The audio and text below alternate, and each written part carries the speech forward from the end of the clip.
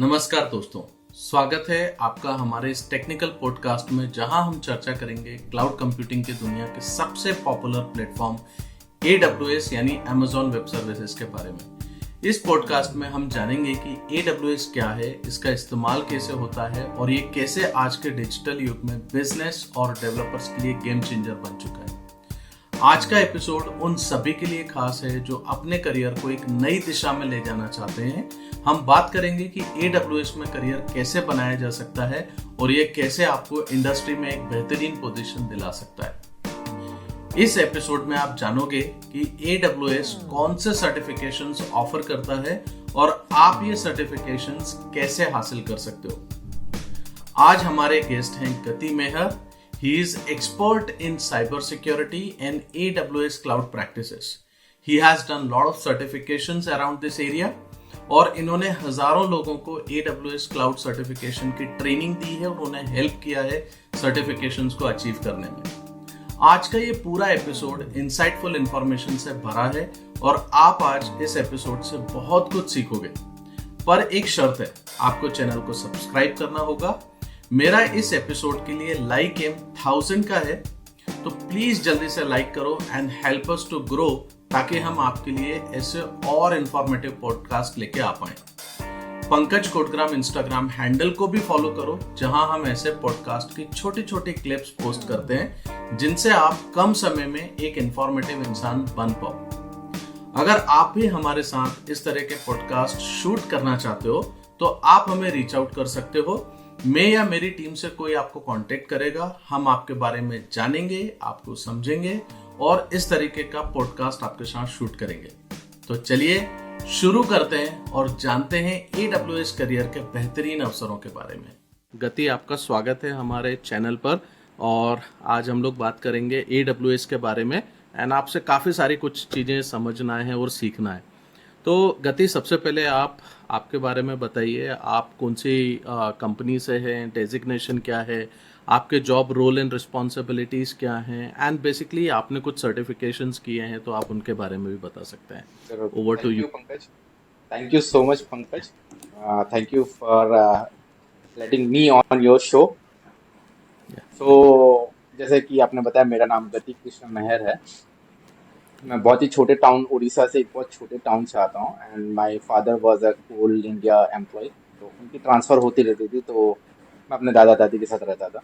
And then I came to Nagpur. I shifted to Nagpur because my dad had a stable job in Nagpur. उनके medical basis पे ज़्यादा और transfer नहीं हुए, तो he called me.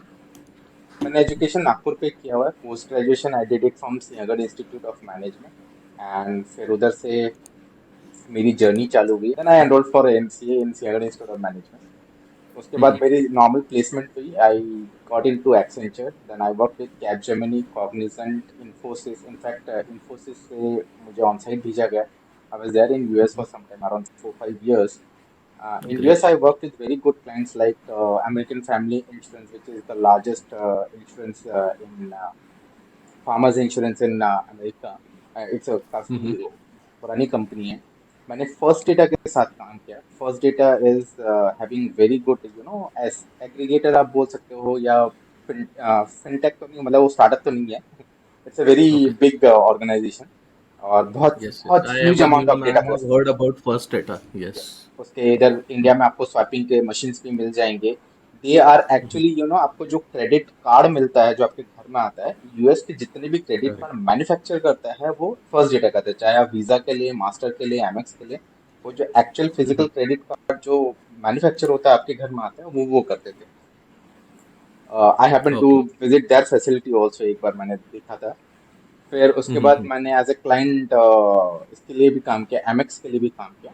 And then due to some personal family conditions I had to move back to India. फिर India के मैंने एंटरप्रेन्योरशिप भी की। फिर उसके बाद आई जॉइन ग्लोबल लॉजिक।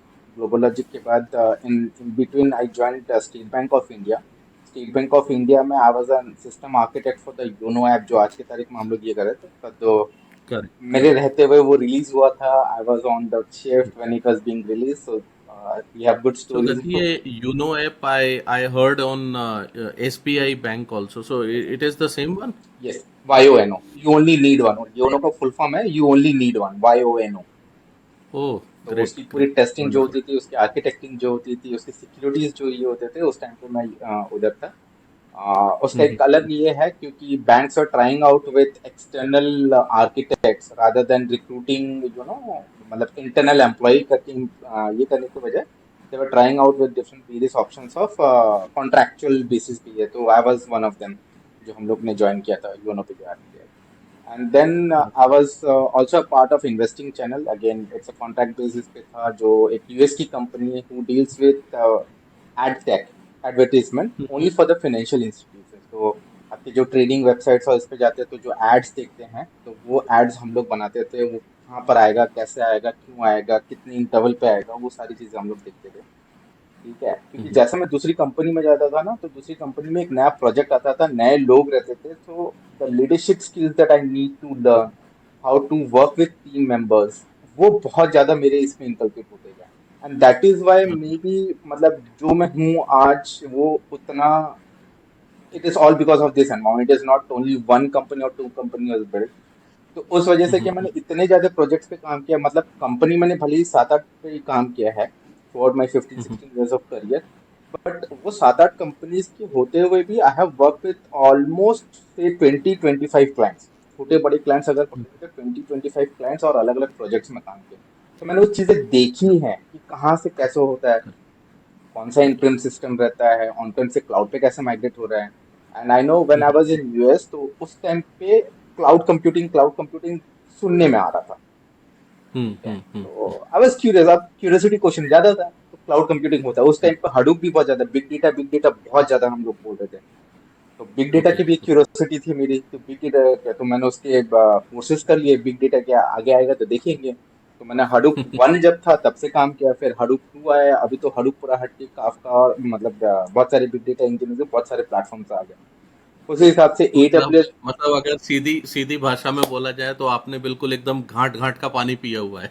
पिया हुआ है ठीक है, एटलीस्ट कुछ घाट के अच्छे से पिया हुआ है, कुछ घाट का कुछ अच्छे से चखा हुआ है नहीं नहीं, बहुत बढ़िया। मतलब मैंने भी पर्सनली आपकी ट्रेनिंग्स देखी हुई हैं, एंड दिस इज व्हाट, मतलब पहले मेरे को इतना नहीं आपके बारे में पता था, बट अभी जो आप बता रहे हैं तभी उससे समझ में आता है कि जो आपका एक एक्सपोजर है उसकी वजह से जब आप किसी चीज को डिलीवर करते हैं तो बिल्कुल प्रैक्टिकली वो सारी चीजें डिलीवर कर पाते हैं। क्योंकि वो चीजें मैंने तो बहुत नजदीक से देखी हैं, उनके जो इश्यूज आए हैं उसमें मैंने बहुत नजदीक से काम किया है।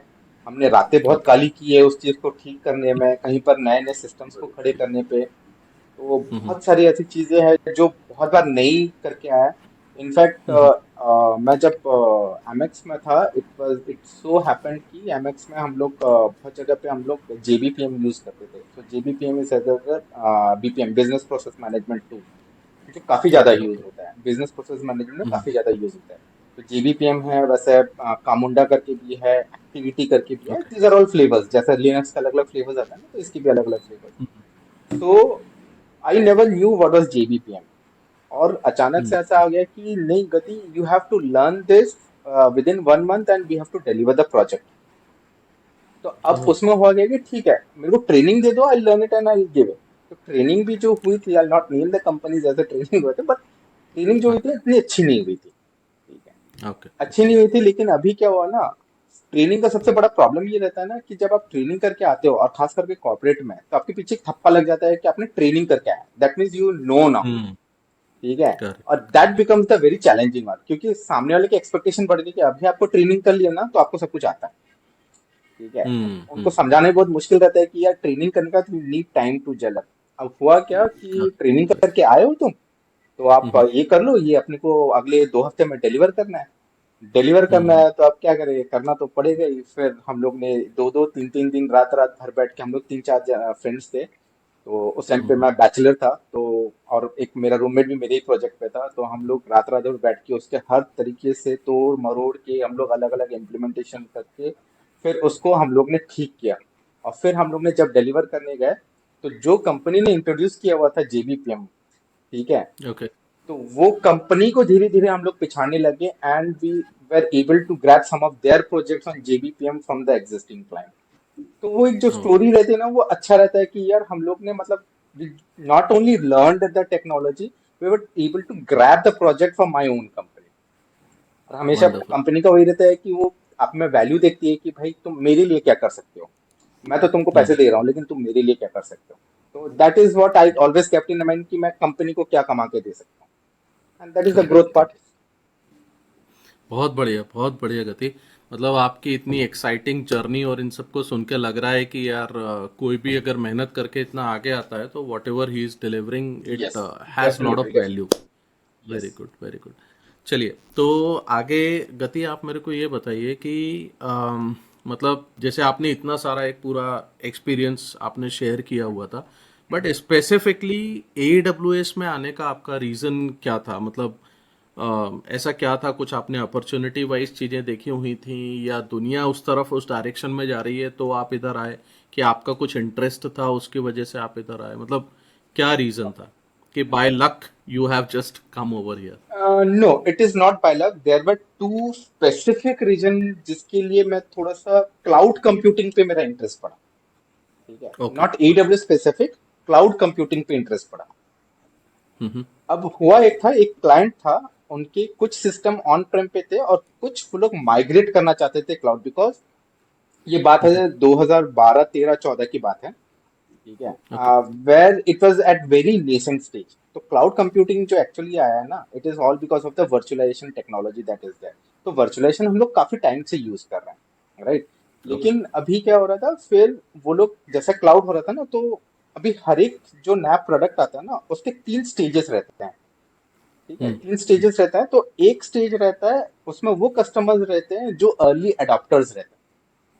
ओके। ठीक है, मतलब irrespective how it will work they don't know, but they are early adopters, हम लोग ट्राई करके देख लेंगे। एक रहता है जो सेकंड सेगमेंट, वो रहता है 10% लोग। पहला वाला जो सेगमेंट रहता है ना, ओनली 10% लोग, मतलब कस्टमर्स या लोग, जैसे आईफोन भी लॉन्च होता है तो 10% रहता है कि बिना क्या फीचर है क्या है पहले जाके ले लोगे, बिकॉज इट इज आईफोन।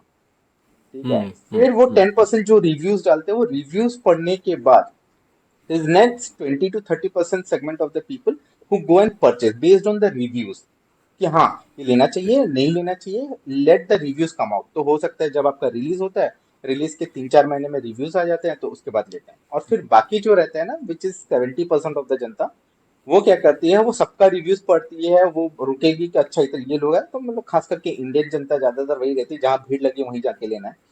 फिर चाहे वो समझ में आए ना आए, that is a different thing. So I was luckily working with one of the client, in fact one of the project who were the early adopters। उस टाइम पे ओके। मेरे को बोले कि तुम AWS को एक्सप्लोर करो। मैंने ठीक है एक्सप्लोर करते हैं।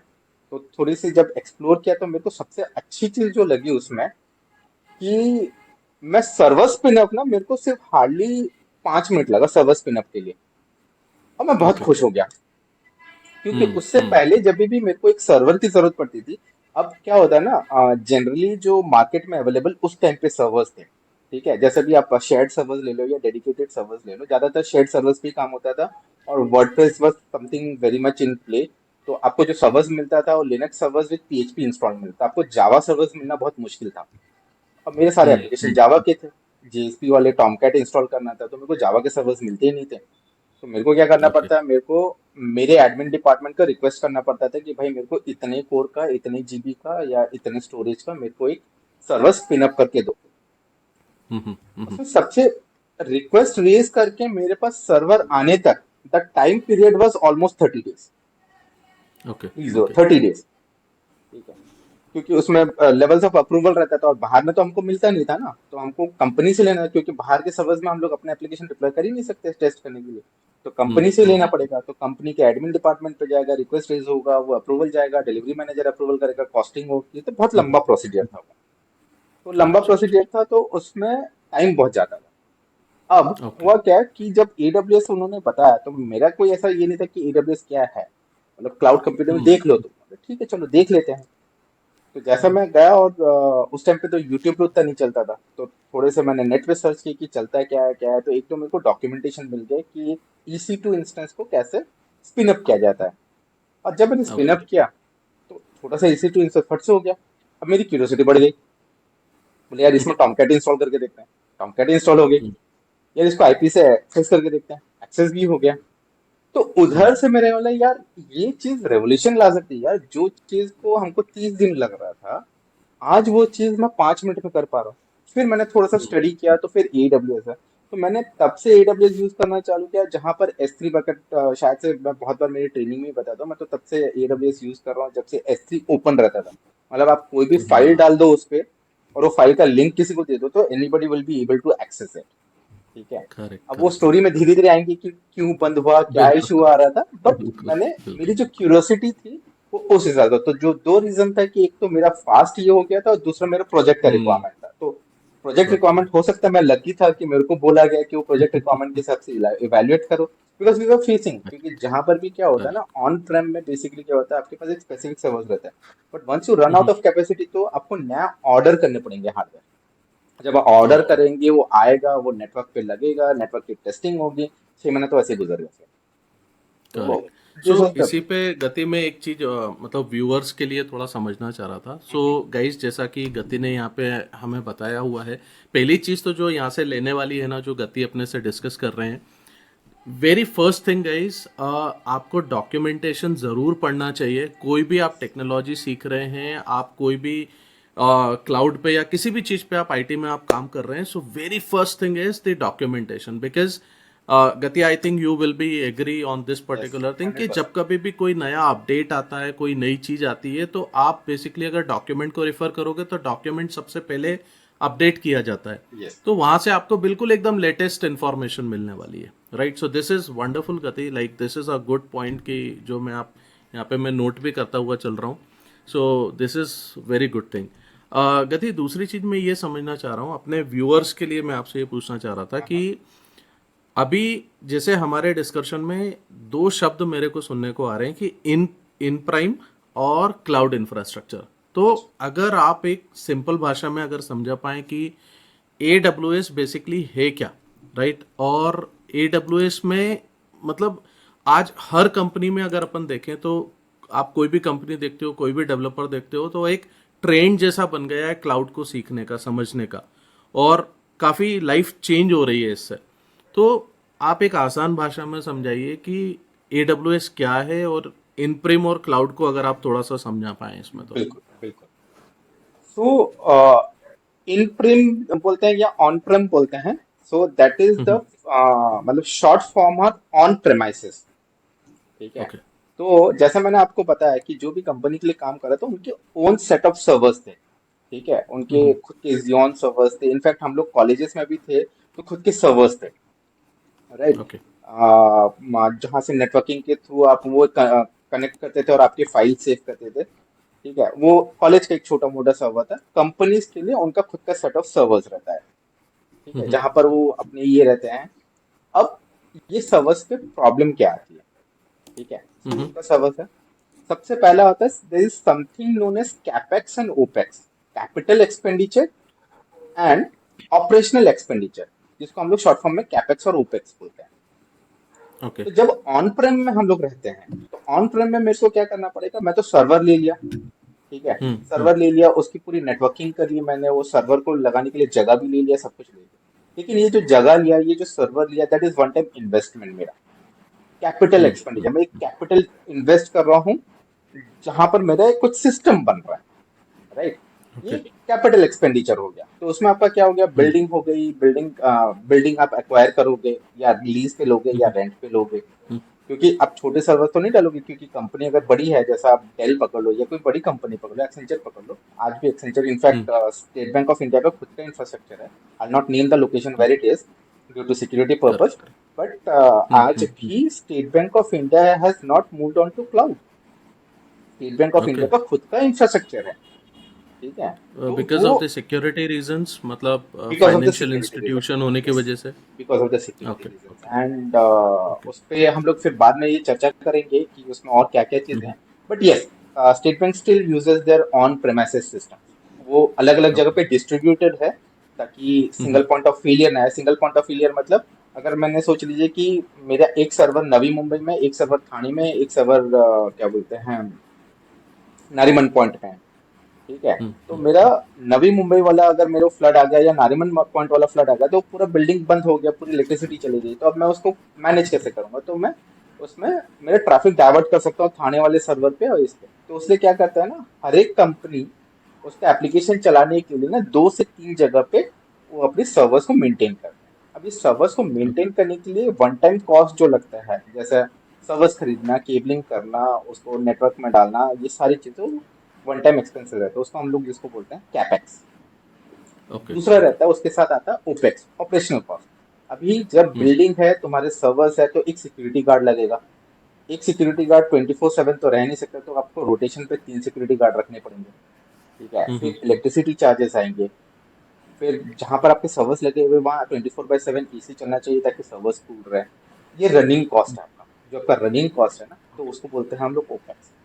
तो जब ओके ऑन प्रेम सिस्टम की हम बात करते हैं, हमारा कैपेक्स और ओपेक्स दोनों रहते हैं। ओके ठीक है। Okay, cloud got it. Computing जो है या क्लाउड सर्वर्स जो है, ठीक है, ये जो हमारा ऑन प्रेम सिस्टम है ना, now this on prem systems are owned by companies like Amazon, Microsoft, Google. ठीक है ही ऑन प्रेम। बट हम्म। उसमें से वर्चुअलाइजेशन के थ्रू जो आपको छोटे छोटे सर्वर्स बना के देता है, ठीक है, जिसमें आपको नो ब्रेनर नहीं, आपको सिर्फ कॉन्फ़िगरेशन करना है, आपके लिए प्रोविजन होके मिल जाएगा। ठीक है, तो आपको ना सिक्योरिटी गार्ड की ना ऑपेक्स भी आपकी कम होगी, क्योंकि आपको सिक्योरिटी गार्ड की भी जरूरत नहीं है, आपको इलेक्ट्रिसिटी एक्सपेंडिचर की भी जरूरत नहीं है। ठीक है, ना ही आपको बिल्डिंग की जरूरत है, ना ही कोई नेटवर्क इंजीनियर की जरूरत है उसको मेंटेन करने के लिए। तो आपका कॉस्ट ड्रास्टिकली कम हो गया। अब जब ओके आपका कॉस्ट ओके। ड्रास्टिकली कम हो गया, तो people started preferring to take that as a service. तो मैंने आपको छोटा सा सर्वर दे दिया, वो छोटा सा सर्वर के लिए मैं आपसे रेंट ले लेता हूँ। तो ये जो हम्म। टोटल कॉन्सेप्ट हुआ, इस चीज को हम लोग बोलते हैं क्लाउड कंप्यूटिंग। ओके ओके, ठीक है। वंडरफुल। बहुत अच्छे तरीके से आपने बताया हुआ था कि कैपेक्स और ओपेक्स का क्या मतलब है और किस तरीके से on prim and basically cloud infrastructure is different. Yes. So I hope ये डेफिनेटली व्यूअर्स के लिए एक अच्छी इंफॉर्मेशन रही होगी उनको समझने के लिए। हम्म। गति, एक चीज़ और मेरे को आपसे समझना था कि जैसे सपोज आज कोई भी एक फ्रेशर है, राइट, हम्म। या अगर हम इंडस्ट्री में देखते हैं 2-3 साल एक्सपीरियंस के जो बच्चे होते हैं जो आज बेसिकली या तो जावा टेक्नोलॉजी पे या किसी भी टेक्नोलॉजी पे काम कर जी रहे हैं, बट जी एक डिमांड आती है कि यार आपको क्लाउड पे स्विच होना है। जी आज जैसे मैं भी एक कंपनी में काम करता हूँ तो मैं भी आए दिन ये चीज़ देख रहा हूँ कि जो रिक्वायरमेंट आ रही है वो जावा प्लस AWS की आ रही है। जी। सो बेसिकली बच्चे को AWS साइड पर तो स्विच होना ही पड़ेगा। बिल्कुल। बट मेरे को जो एक दिमाग में क्वेश्चन आ रहा है ना बच्चों के बिहाफ में, वो क्या आ रहा है कि बेसिकली जब कभी भी कोई भी ये देखता है कि यार AWS में किस तरीके का करियर अवेलेबल है, तो हम्म। अगर वो गूगल पे सर्च डालेगा AWS करियर तो बहुत सारे डेजिग्नेशंस देखने को आते हैं, जैसे cloud engineer, cloud developer, cloud architect, cloud administrator. तो इतने सारे ये जो रोल आ रहे हैं, इनके क्या मतलब होते हैं, मैं किस डायरेक्शन में जाऊं? क्या मैं आज डायरेक्टली अगर मैं ऐसा सर्च डालता हूं कि यार मेरे को एज ए क्लाउड एडमिनिस्ट्रेटर जाना है, तो क्या मैं अपने रिज्यूमे में क्लाउड एडमिनिस्ट्रेटर लिख के मैं डायरेक्टली जा सकता हूं क्या? मतलब if suppose I am the fresher, from where I should start, what should be the road map and how should I start with this? If you good. Can help me out to understand actually very good question. और ये मेरे को हर बार ही आता है। ये हर बार ही आता है। तो इससे पहले कि हम लोग कौन सा फील्ड में जाना चाहिए, क्या होता है डिफरेंस, हम लोग समझते हैं कि क्लाउड की डिमांड क्यों आने लग गई। ठीक है। दिस। वेरी गुड, तो very good. First thing is कि क्लाउड टेक्नोलॉजी जो है ये चालू हुआ है। It is not very old technology, it is somewhere started in 2010, वो टाइम पीरियड में चालू हुआ है। ठीक है, 10-15 साल पहले ये चालू हुआ, धीरे धीरे चालू हुआ है। ठीक है।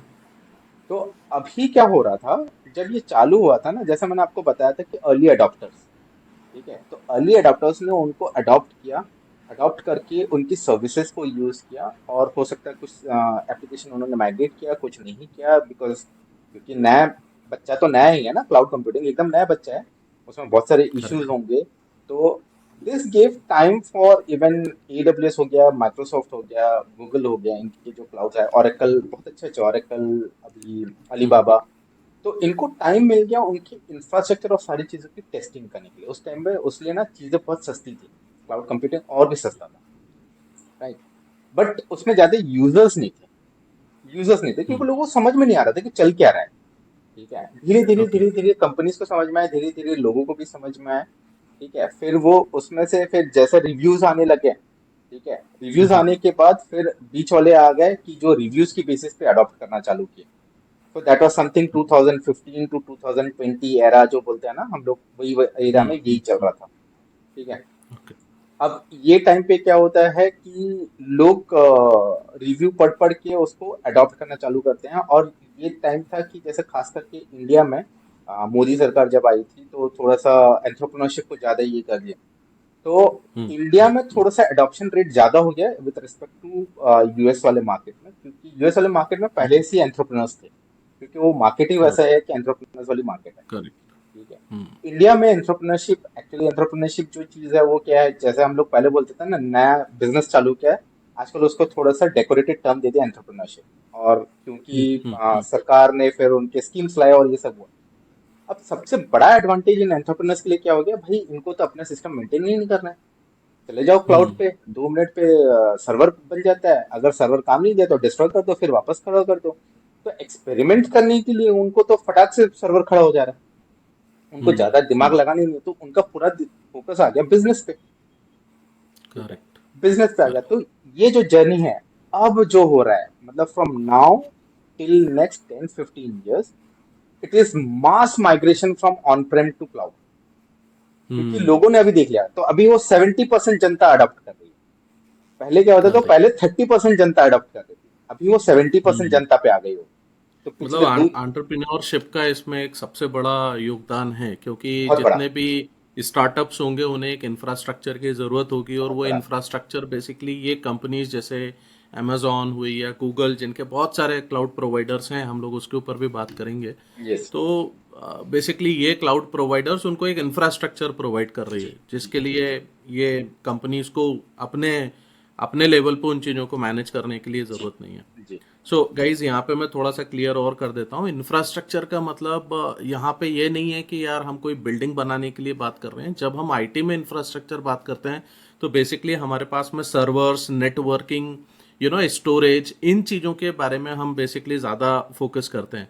सो गति ने जो यहाँ पे इंफ्रास्ट्रक्चर पे फोकस कर रहे हैं, it is basically related to this particular yes, area. Very right correct, Gati? Thank you so much. Yes. Yes. तो अभी ये हुआ कि अभी जैसे आपने बोला ना कि कंपनीज एंटरप्रेन्योरशिप ये हुआ, तो AWS के रिपोर्ट्स जो पब्लिश किया हुआ उसमें से ये बताया गया है कि जो एंटरप्राइज लेवल पे जो यूसेज हो रहा है AWS का, दैट इज ओनली 10%। ओके।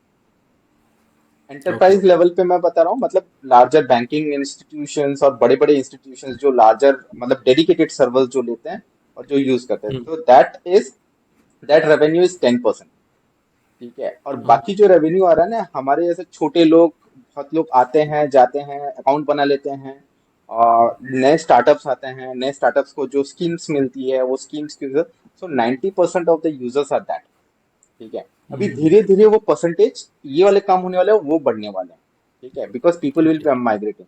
अभी हाल ही में मैंने एक कंपनी है जिन्होंने अप्रोच की थी, मैं एक नागपुर में एक ये हुआ था, सेमिनार हुआ था, where they were introducing Bedrock. Bedrock just release हुआ था, और नागपुर के जनता के लिए जितने भी एंटरप्रेन्योर्स हैं और जो भी पुराने क्या होते हैं व्यापारी लोग हैं, जिन जो लोग सिस्टम यूज कर रहे हैं, उनके लिए सेमिनार रखा हुआ था। तो उधर ही मेरे को जो होस्ट थे उनसे काफी अच्छा वार्तालाप हुआ। तो उन्होंने बोला कि गति आप क्यों नहीं ना नागपुर रीजन संभाल लेते हैं, ठीक है, rather than we going, and तो हमको जो भी इंफ्रास्ट्रक्चर जो भी सपोर्ट चाहिए हम आपको देंगे, बिकॉज अभी बहुत मास माइग्रेशन चल रहा है। अब जब मास माइग्रेशन चल रहा है तो हमको बहुत प्रॉब्लम होती है कि ऐसे छोटे छोटे शहर में ना हमको एक एक ऑफिस खड़ा करना, क्योंकि ज्यादा लोग को जरूरत नहीं रहती है, और ऑफिस खड़े करके कुछ नहीं है। तो हम लोग क्या कर रहे हैं, हम लोग उस चीज को ना डिस्ट्रीब्यूट कर दे रहे हैं।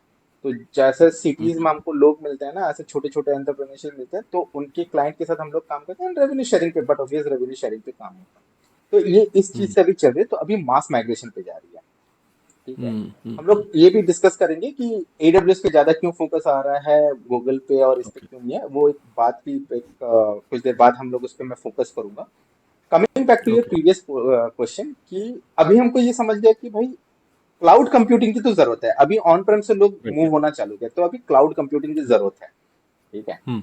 अब एक फ्रेशर एक फ्रेशर को क्यों जरूरत है, इनफैक्ट मैंने जितने भी ट्रेनिंग लिया है, train people from almost 3 years, मतलब फ्रेशर से लेके मैंने 15-20 साल वालों को भी ट्रेन किया हुआ है। And you will be shocked to know कि बहुत लोग जो 15 साल 10 साल प्लस वाले भी हैं, उनको भी एडब्ल्यूएस नहीं, क्लाउड कंप्यूटिंग, कोई भी एक क्लाउड कंप्यूटिंग प्लेटफॉर्म अच्छे से नहीं आता है। एडब्ल्यूएस तो साइड में रख हम्म देते हैं, कोई भी क्लाउड कंप्यूटिंग प्लेटफॉर्म अच्छे से नहीं आता है। मिलते हैं लोग वैसे। तो मैं भी थोड़ा हम्म सरप्राइज रहता हूँ कि यार you are not adopting to the technology, तो फिर आपको जॉब कैसे स्टेबिलिटी रहेगी। ठीक ठीक है। तो अभी जैसा फ्रेशर हुआ, अभी फ्रेशर हम लोग ज्यादा फोकस क्या करते हैं कि भाई हमको डीएस अच्छे से मालूम रहना चाहिए, सी का प्रोग्रामिंग अच्छे से हम्म मालूम रहना चाहिए, और थोड़ा बहुत हो गया तो जावा पाइथन, पाइथन में थोड़ा सा ज्यादा इंक्लिनेशन आजकल चल रहा है, ये चल रहा है। ठीक है। बट जब हम अपने आप को एक फुल स्टैक डेवलपर बोलते हैं, तो फुल स्टैक डेवलपर आज तक लोगों को ये पता था कि हमको फ्रंट एंड आना चाहिए, बैक एंड आना चाहिए और डेटाबेस आना चाहिए, मेरा फुल स्टैक डेवलपमेंट हो गया। बट ये जो एक्स्ट्रा क्लाउड कंप्यूटिंग का फ्लेवर आ गया ना, वो बहुत जरूरी हो गया अभी। मतलब आप हम्म एप्लीकेशन तो डेवलप कर दोगे, एप्लीकेशन को डिप्लॉय कैसे करना है और उसको इंटरनेट पे चलाना कैसे है। ठीक है। हम्म पहले के जमाने में मेरे को समझ में आता था कि आपको सर्वर्स मिलते नहीं थे। आज with in click of mouse, और आपको पूरा पेमेंट भी नहीं करना, it is not huge charges कि मतलब आपको महीने का 20,000 30,000 पे करना है। हार्डली हम्म 500 रुपए महीने में ना, आप अपना एक छोटा सा सर्वर करके आपका एप्लीकेशन डिप्लॉय करके रख दोगे। और अगर थोड़ा सा डीप correct, स्टडी किए ना, आपके 10 एप्लीकेशन एक सिंगल सर्वर पे चल जाएंगे। 10 एप्लीकेशन, हम्म अगर आपने थोड़ा सा प्रॉक्सी कैसे मैनेज करते हैं, अपाचे या एनजिनिक्स जो भी है उसमें प्रॉक्सी कैसे मैनेज करते हैं, तो आपने अगर 10 का प्रोजेक्ट बनाया, या इनफैक्ट 10 प्रोजेक्ट नहीं भी बनाया, ठीक है, तो 4 5 जो भी प्रोजेक्ट बनाया, अलग अलग पोर्ट्स में उसको एक्सपोज कर दो। और आपने अगर अपने नाम से एक डोमेन रखा हुआ है, तो उसको सब डोमेन करके वो पोर्ट्स आप उसको राउट कर सकते हो। तो वो एक बहुत अच्छी हम्म चीज है। तो आजकल के जमाने में खास करके फ्रेशर्स के लिए मैं बोलता हूँ थोड़ा सा डिफिकल्ट हो गया है। डिफिकल्ट correct, इसलिए हो गया है क्योंकि इट इज नॉट सिंपल जो हमारे टाइम पे होता था। हमारे टाइम पे आपको हम्म प्रोग्रामिंग आती थी, 2 4 प्रोग्राम कर लिए थे, थोड़ा सा आपने एक्सप्लेनेशन अच्छे से दे दिया, या if you have scored more than 60, company हंस हंस के ले लेगी, बाकी हम ट्रेन कर देंगे भले ही कुछ भी नहीं। अभी वो सिचुएशन नहीं है। Even if you have 70 throughout, there are bright chances that they will not take you. ठीक है। तो correct, फ्रेशर लेवल पे इनको क्लाउड कंप्यूटिंग सीखना बहुत जरूरी है। मैं सर्टिफिकेशन लेवल पे आऊंगा कि कौन से सर्टिफिकेशन अच्छे हैं, कौन से ये है, वो हम लोग थोड़ा बाद में okay, आएंगे। बट आज के तारीख में yes, cloud computing has become as essential part for every developer. अगर कोई developer without any cloud computing platform आ रहा है, तो मैं शायद से उसको बाद में रिक्रूट करूंगा। अगर किसी को थोड़ा भी क्लाउड कंप्यूटिंग के बारे में आता है, तो फिर मैं उसको पहले रिक्रूट करूंगा। और वही चीज होने वाला है आज से 10 साल बाद। 10 नहीं, मेरे ख्याल से 4 5 साल बाद ये होगा कि किसी को एआई अगर अच्छा आता है, ठीक है, तो मैं हम्म एआई वाले को रिक्रूट करूंगा, बिना एआई वाले को रिक्रूट नहीं करूंगा। एआई का भी दो पार्ट है। एक आप एआई की okay, चीजें डेवलप करो, और एआई यूज करना, तो मैं एआई यूज करने की बात कर रहा हूँ। okay, okay, great, wonderful, wonderful, sir. So, Gati, we are just coming back to our original question. आपने काफ़ी सारी जानकारी इसमें दी है, बट जो बेसिक एक क्वेश्चन था ना कि यहाँ पे एक अलग अलग डेजिग्नेशंस होते हैं, यस, जैसे डेजिग्नेशन। क्लाउड इंजीनियर है, क्लाउड डेवलपर है, आर्किटेक्ट है और एडमिनिस्ट्रेटर है। तो आप अगर एक एक लाइन में अगर इसको थोड़ा बिल्कुल, डिफाइन कर दोगे कि बिल्कुल, क्या है, तो इनको थोड़ा सा बिल्कुल। चीज़ों को समझने में आसानी रहेगी। तो मैं सबसे पहले आप थोड़ा बताइए, क्लाउड इंजीनियर मतलब क्या, ये क्या करता होगा और इसको क्लाउड इस लेवल पे बंदा किस तरीके से जा सकता है? ओके, क्लाउड इंजीनियर वो रहता है जो आपका एप्लीकेशंस जो रहते हैं ना, एप्लीकेशंस को वो मेंटेन करता है। ठीक है। और बहुत बार ऐसा होता है कि मल्टीपल क्लाउड पे उसकी थोड़ी सी स्पेशलिटी रहती है। ठीक है, कि ओके, एक क्लाउड पे, अभी ओके, जैसे कोई ऑर्गेनाइजेशन रहता है ना, अभी एक क्लाउड एनवायरनमेंट पे डिपेंड होना थोड़ा बंद कर दिया। तो मेरा हो सकता है कि मेरा प्रोडक्शन मेरा एडब्ल्यूएस पे हो, और मेरा डीआर जो डिजास्टर रिकवरी है मेरा जीसीपी पे हो, या माइक्रोसॉफ्ट पे एज्योर पे हो। ठीक है, या ऑन प्रेम पे भी रख सकता हूँ। तो क्लाउड इंजीनियर जो रहता है ना, क्लाउड इंजीनियर ये सारी चीजों को मैनेज करता है। तो उसके लिए आपको एक ओके, लेवल की एक्सपर्टीज चाहिए होती है, आपको एक अंडरस्टैंडिंग चाहिए होती है। ठीक है, भले सिक्योरिटी पार्ट में नहीं, लेकिन नॉर्मल इंफ्रास्ट्रक्चर कैसे चलता है, कैसे आईपी एड्रेस एलोकेट होता है, कैसे पियरिंग करते हैं, कैसे वीपीएन से कनेक्ट करेंगे, कैसे ऑन प्रेम और एक क्लाउड को ऑन प्रेम और क्लाउड को कैसे कनेक्ट करेंगे। तो एक क्लाउड इंजीनियर उस चीज को दिखता है पूरा। ठीक है, ओके, ओके, होलिस्टिकली इसका मतलब उसको। क्लाउड इंजीनियर अगर मैं एक आसान भाषा में समझूं तो सपोज कोई भी बंदा, मतलब वो अगर नॉन टेक्निकल भी होगा और अगर वो क्लाउड की अंडरस्टैंडिंग लेके चलता है तो उसको सिर्फ क्लाउड साइड पे काम कर रहा है, मतलब जो हाँ, मेरी अंडरस्टैंडिंग है गति, लाइक टेक एन एग्जांपल, मतलब आप अगर एक डेवलपर हो और मैं अगर एक क्लाउड इंजीनियर हूं, तो आपका काम एक एप्लीकेशन को डेवलप करना है, बट जब मैं उसको डिप्लॉय करने की बात करूंगा तो हो सकता है कि वो डिप्लॉयमेंट से रिलेटेड इंफ्रास्ट्रक्चर प्लानिंग करना वो मेरा काम हो सकता है। So exactly this is what I am exactly understanding as a cloud exactly engineer, right? Exactly. Okay. और वही ओके। क्लाउड इंजीनियर जब बहुत सारे ऑन प्रेम माइग्रेशंस और ये सारे कर लेता है, तो नेक्स्ट लेवल उसके लिए आ जाता है कि क्लाउड आर्किटेक्ट। वो फिर आर्किटेक्ट करने ओके। लग जाता है कि वो सोच सकता है कि भाई मैं इतने चीजों को क्लाउड में लेके आऊंगा तो मेरी एफिशिएंसी बढ़ जाएगी। ठीक है, हम्म। कुछ चीजें मैं ऑन प्रेम पे रखूंगा तो मेरे ऑन प्रेम की कॉस्टिंग कम आ रही है, इधर की है। तो हम्म। कॉस्टिंग, इंफ्रास्ट्रक्चर, होलिस्टिकली जो व्यू देखना होता है ना, वो क्लाउड आर्किटेक्ट करने लग जाता है। ठीक है, and then okay. He okay. Takes the decision कि भाई मेरे को एडब्ल्यूएस पे जाना है या मेरे को मतलब सॉरी, साइबर सिक्योरिटी बराबर अजोर में जाना है या जीसीपी पे जाना है। ठीक है, और पूरा सोल्यूशन को आर्किटेक्ट करता है कि अगर मेरे पास एक सोल्यूशन आया या एक एप्लीकेशन बनाना है, तो मैं क्या क्या टेक्नोलॉजी, एक जो सोच लीजिए एडब्ल्यूएस यूज किया है। ठीक है, तो हो हम्म। सकता है इमेज स्टोरेज के लिए मैं यूज करूंगा S3 बकेट। ठीक है, मेरे ओके। एप्लीकेशंस जो डिप्लॉयड रहेंगे उसके लिए मैं कंटेनर यूज कर सकता हूँ। अगर माइक्रो सर्विस यूज कर रहा हूँ तो मैं ECS ECR यूज कर लूंगा। अगर मेरा स्टैंड अलोन एप्लीकेशन है, तो हो सकता है कि मैं लोड बैलेंसिंग के पीछे नॉर्मल EC2 यूज कर लूंगा। तो ये जो स्ट्रेटेजाइजिंग रहता है, ये आर्किटेक्ट करता है। ठीक है, ओके। एक एंड होता ये है। डेवलपर, मतलब क्लाउड डेवलपर का क्या काम है, हाँ, थोड़ा सा वो भी अब आप बताओ। क्लाउड डेवलपर पे आता है। Cloud developer is the mixture, जो मैं फ्रेशर्स की बात कर रहा था। Cloud developer is the mixture जहां आपकी स्पेशलाइजेशन है रिएक्ट जेएस या जावा या Python, you hmm. Are 80% of a developer. Hmm. You are 80% of a developer, but 20% of you know how to use the cloud technology. ठीक है, अब okay. जैसे हम लोग ओके। लोकल पे, कुछ मैं बहुत सिंपल से एग्जांपल देता हूँ, स्प्रिंग बूट की एप्लीकेशन हम्म। यूज करते हैं हम लोग। क्या करते हैं हम्म। लोकल पे, हम लोग माई भी इंस्टॉल कर देते हैं। हम लोग जो लोकल सर्वर रहता है उधर इमेजेस भी सेव कर देते हैं। सब कुछ अपने लोकल हम्म। सर्वर पे हो जाता है। यही चीज हम्म। हमको क्लाउड पे लेके जाना है।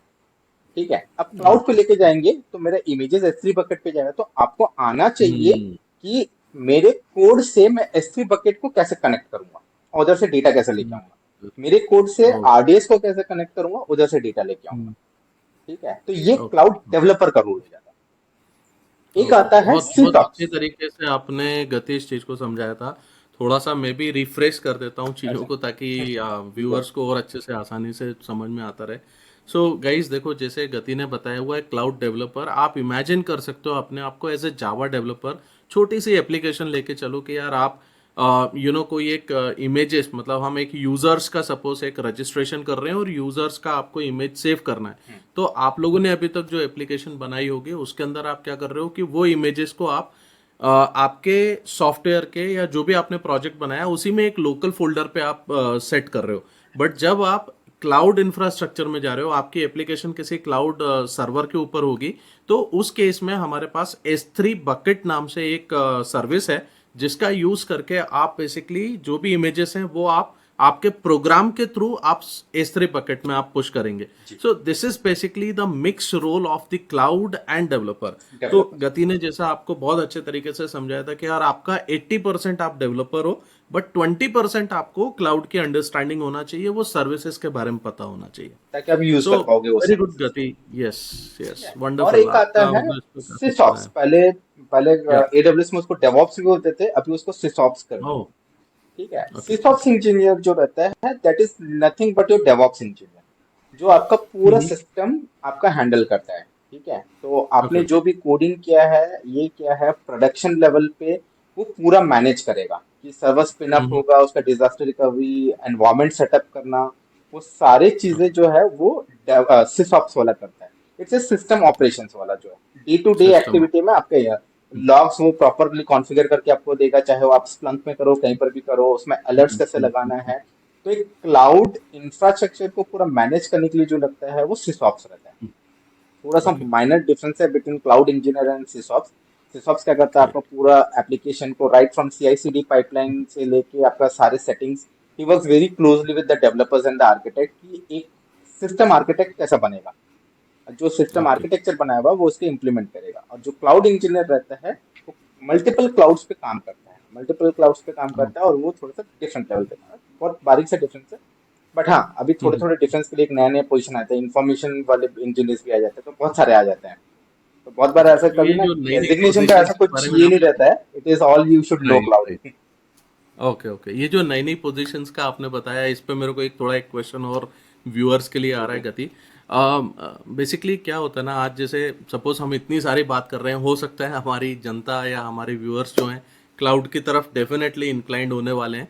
तो हम्म एक थॉट प्रोसेस होती है कि यार आज अगर मैं as a Java developer apply करूंगा तो मैं बेसिकली क्या है ना, कभी भी Naukri.com पे जाऊंगा तो मैं देखूंगा कौन सी कंपनी कितना पैकेज ऑफर कर रही है। बिल्कुल। राइट, तो इसी तरीके से आप अगर एक थोड़ा सा इसके बारे में भी बताओ कि यार जो डिफरेंट डिफरेंट रोल्स होते हैं, किस रोल पे किस लेवल की सैलरी, मतलब एक नॉट एग्जैक्ट सैलरी बट एक अगर आप एक रेंज भी बता पाओ तो हम्म व्यूअर्स को थोड़ा सा क्लियरिटी होगा कि यार yes this is from where we should start and this is the level we can reach out in so many days.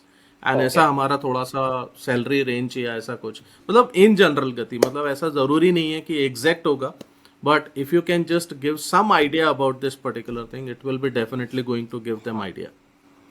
Very nice questions. और सैलरी रेंज पे ये रहता है, एक होता है कि हम लोग का दो हिसाब से, खास करके इंडियंस के लिए दो सैलरी रेंज ज्यादातर डिसाइड किया जाता है।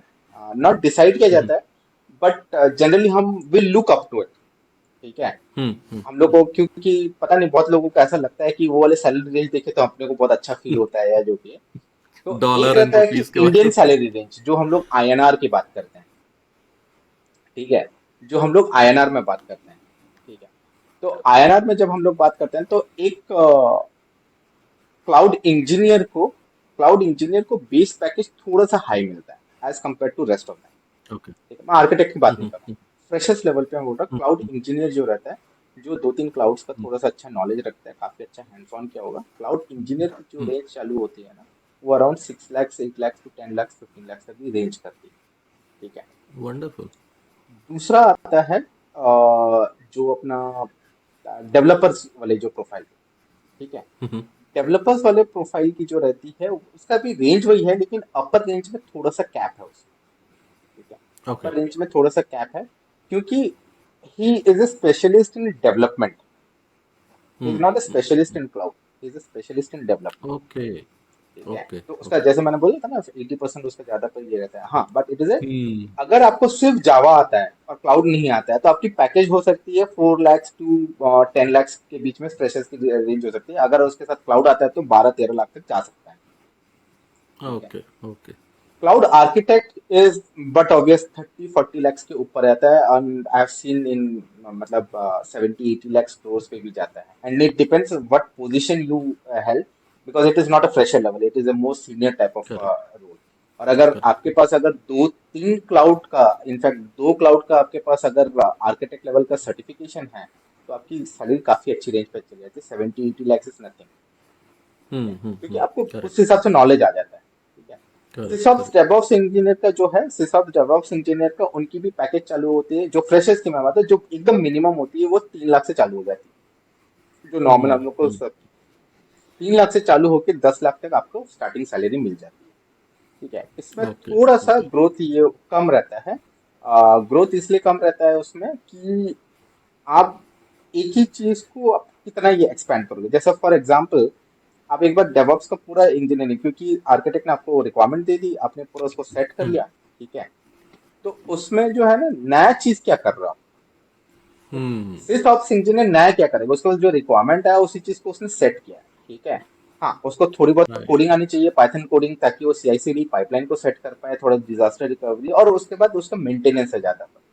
ठीक है। तो उसकी करेक्ट। सैलरी रेंज थोड़ी सी कम भी रहती है, और उसमें हम्म ग्रोथ उतना ज्यादा मिलता नहीं है। Yes, but of course when you switch and when you gain experience in multiple clouds, तो अगर क्लाउड इंजीनियर प्लस सिसऑप्स इंजीनियर हो गया आप, ठीक है, तो आपकी डिमांड बढ़ जाती है।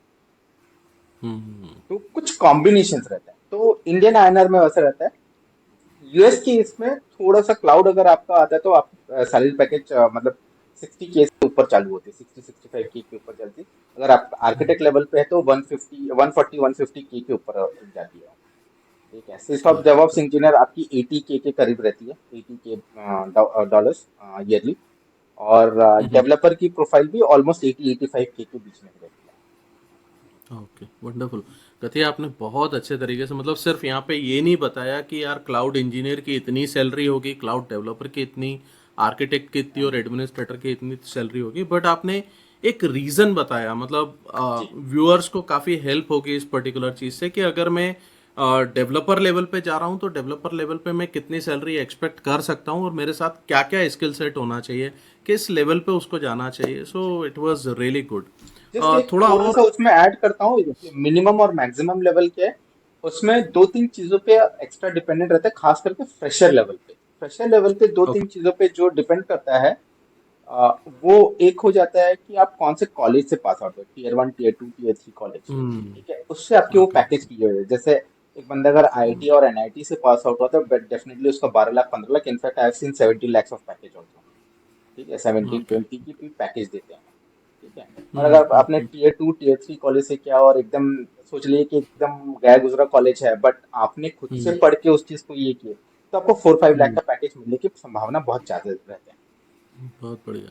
नहीं, ये उसमें ये काफी अच्छी चीज है। इस चीज को मतलब व्यूअर्स को भी एक पॉजिटिव उसमें लेके जाना चाहिए जी इसको, कि जो गति आपको बता रहे हैं गाइस, एक देखिए, कॉलेज का डेफिनेटली एक फर्क पड़ता है, बट अगर आप चीजों को समझ पा रहे हो इस डिस्कशन से, कुछ चीज आप अगर एक्सट्रैक्ट कर सकते हो, तो आपको बेसिकली ये चीज को करना है कि अगर आप एक डेवलपर बन रहे हो, हम आगे आने वाले पॉडकास्ट में इनके बारे में भी बात करेंगे, बट अगर आप एक डेवलपर हो, आपको बेसिक जावा टेक्नोलॉजी अच्छे से आती है, आप वेबसाइट डेवलप करना जानते हो, प्लस उसके साथ में आपने AWS का कुछ एक अंडरस्टैंडिंग लेके चल रहे हो, हम्म, तो आप एक कॉम्बिनेशन को ले पाओगे, और आप जिस भी कंपनी में आप बैठते हो, ओपन कैंपस भी अगर आपके होते हैं, तो there are chances that you will be able to crack those interviews on the fresher level itself. Yes right yes Gati? Yes. Yes, yes. Okay, wonderful. तो गति, इसमें थोड़ा सा और हेल्प अपन करना चाहते हैं व्यूअर्स के लिए कि बहुत सारे सर्टिफिकेशंस होते हैं, हम्म, मतलब हमारी व्यूअर्स ये जानना चाहेंगे कि ये जो सर्टिफिकेशंस हैं, तो एक फ्रेशर को कहाँ से स्टार्ट करना चाहिए? अगर आज मैं 4 से 5 साल 6 साल का एक्सपीरियंस मेरे को डेवलपमेंट का है, तो मैं क्या स्टार्ट कर सकता हूँ? जैसे मैंने भी सर्टिफिकेशन किया हुआ है, हम्म, तो मुझे कुछ चीज़ों के बारे में मालूम है कि ठीक है, हमारे पास में CCP लेवल का जी सर्टिफिकेशन है, आर्किटेक्ट है, डेवलपर है, सिसऑप्स जी है, नेटवर्किंग है, तो काफ़ी सारे सर्टिफिकेशन है। But as you are the specialist in this area, you are the most well person to tell us more about this particular thing. So yes, if you can let us know more about the yes. certifications और कैसे ये बच्चे actually हासिल कर बहुत अच्छा सकते हैं। क्वेश्चन है। और again this is one of the, sir इतने सारे सर्टिफिकेशन सर, हम कंफ्यूज है, हम करना क्या है। यस, ठीक है, यस, यस। तो मेरा रिकमेंडेशन ये रहता है कि अगर आपको बिल्कुल भी कोई भी क्लाउड कंप्यूटिंग प्लेटफॉर्म नहीं आता, कोई भी क्लाउड कंप्यूटिंग प्लेटफॉर्म नहीं आता है, तो आप चाहे अज्योर का फंडामेंटल्स ले लीजिए, शायद से उसका एजी 900 कुछ सर्टिफिकेशन है। ठीक है, या AWS का आप सीसीपी लेवल का ले सकते हैं। जीसीपी का मेरे को उतना यूज नहीं किया, तो मेरे को सर्टिफिकेशन का लेवल नहीं मालूम है। बट अगर AWS और एज्योर में बोलेंगे तो ये दो सर्टिफिकेशन आप ले सकते हैं। एज्योर का थोड़ा सस्ता आता है, ठीक है, बट उसकी वैलिडिटी 1 साल की रहती है। AWS का थोड़ा महंगा आता है, उसकी वैलिडिटी 3 साल की रहती है। तो आप ओके। कितना शेल आउट कर सकते हैं, it completely depends on you. मेरे ख्याल से AWS का $100 का आता है, विच रफली कम्स आउट टू 8,000 और 9,000 based on the currency conversion जो भी चलता है। Right, right. एंड प्लस और टैक्सेस के साथ 10 से 12 हज़ार के लगभग कुछ नहीं, पड़ता उतना होगा, नहीं जाएगा, तभी भी इंक्लूडिंग। 10 के अंदर ही रहेगा ज्यादातर। ओके, ओके, 8,500 मतलब अभी 83 का कन्वर्जन चल रहा है, तो 8,500 प्लस टैक्सेस जो भी आएगा, 18% ओके, GST। और ओके, माइक्रोसॉफ्ट का अगर आप लोगे तो शायद से इजी 900 आज की तारीख में, इट इज ऑलमोस्ट 2,000 2,500 की रेंज में कुछ तो भी है वो। ठीक है, प्लस जीएसटी ओके। जो भी लगेगा आपको। ठीक है, बट दोनों में कंपैरिजन वही है कि ये 1 साल की वैलिडिटी है, तो आपको अगर वो रिटेन करना है तो अगले साल फिर से 2,500-3,000 शेल आउट करो, फिर उसको रिटर्न करना है तो और एक बार ये 3 साल के लिए हो जाता है आपके पास। AWS में दूसरी खासियत एक चीज है, खास करके मैं थोड़ा सा AWS पे ये हूँ, क्योंकि ये मेरा है कि मेरा करियर मैंने AWS से किया, तो मेरे को उसके इंटरफेसेस बहुत आसान लगता है। मेरे को इजीली ओके, चीजें मिल जाती है। मैंने बीच में Azure भी यूज करने की कोशिश की थी, बट Azure में मेरे को थोड़ी सी डिफिकल्टी हुई है। सर्विसेज ऑलमोस्ट सेम है, सर्विसेज ऑलमोस्ट सेम है, ओके। नेमिंग कन्वेंशन चेंज हो गया है, सर्विसेज ऑलमोस्ट सेम है। और होता भी वैसे ही है, चीजों की कॉन्फ़िगरेशन भी वैसे है। मैंने GCP पे भी कॉन्फ़िगर किया है, Azure पे भी कॉन्फ़िगर किया है EC2, और AWS पे भी किया हुआ है। ठीक है, लेकिन मेरे को कंपैरेटिवली इन दोनों से AWS का इजी लगता है। ठीक है, तो ओके। उसलिए मैं थोड़ा सा ज्यादा AWS सेंट्रिक हूँ। और AWS की हम लोग आएंगे फिर कि AWS क्यों ज़्यादा अडॉप्ट किया जा रहा है, ठीक है, but it is not true so, और हो सकता है कि वो पैराडाइम शिफ्ट आपको बहुत जल्दी देखने को भी मिल जाएगा कि people are moving okay. On to Azure and different. तो ये हो गया आपका बेसिक सर्टिफिकेशन। तो चाहे आप फ्रेशर हो या चाहे आप 5 साल का एक्सपीरियंस हो विदाउट एनी क्लाउड कंप्यूटिंग, या 10 साल का experience without any cloud computing, आप सीसीपी कर लो। ओके।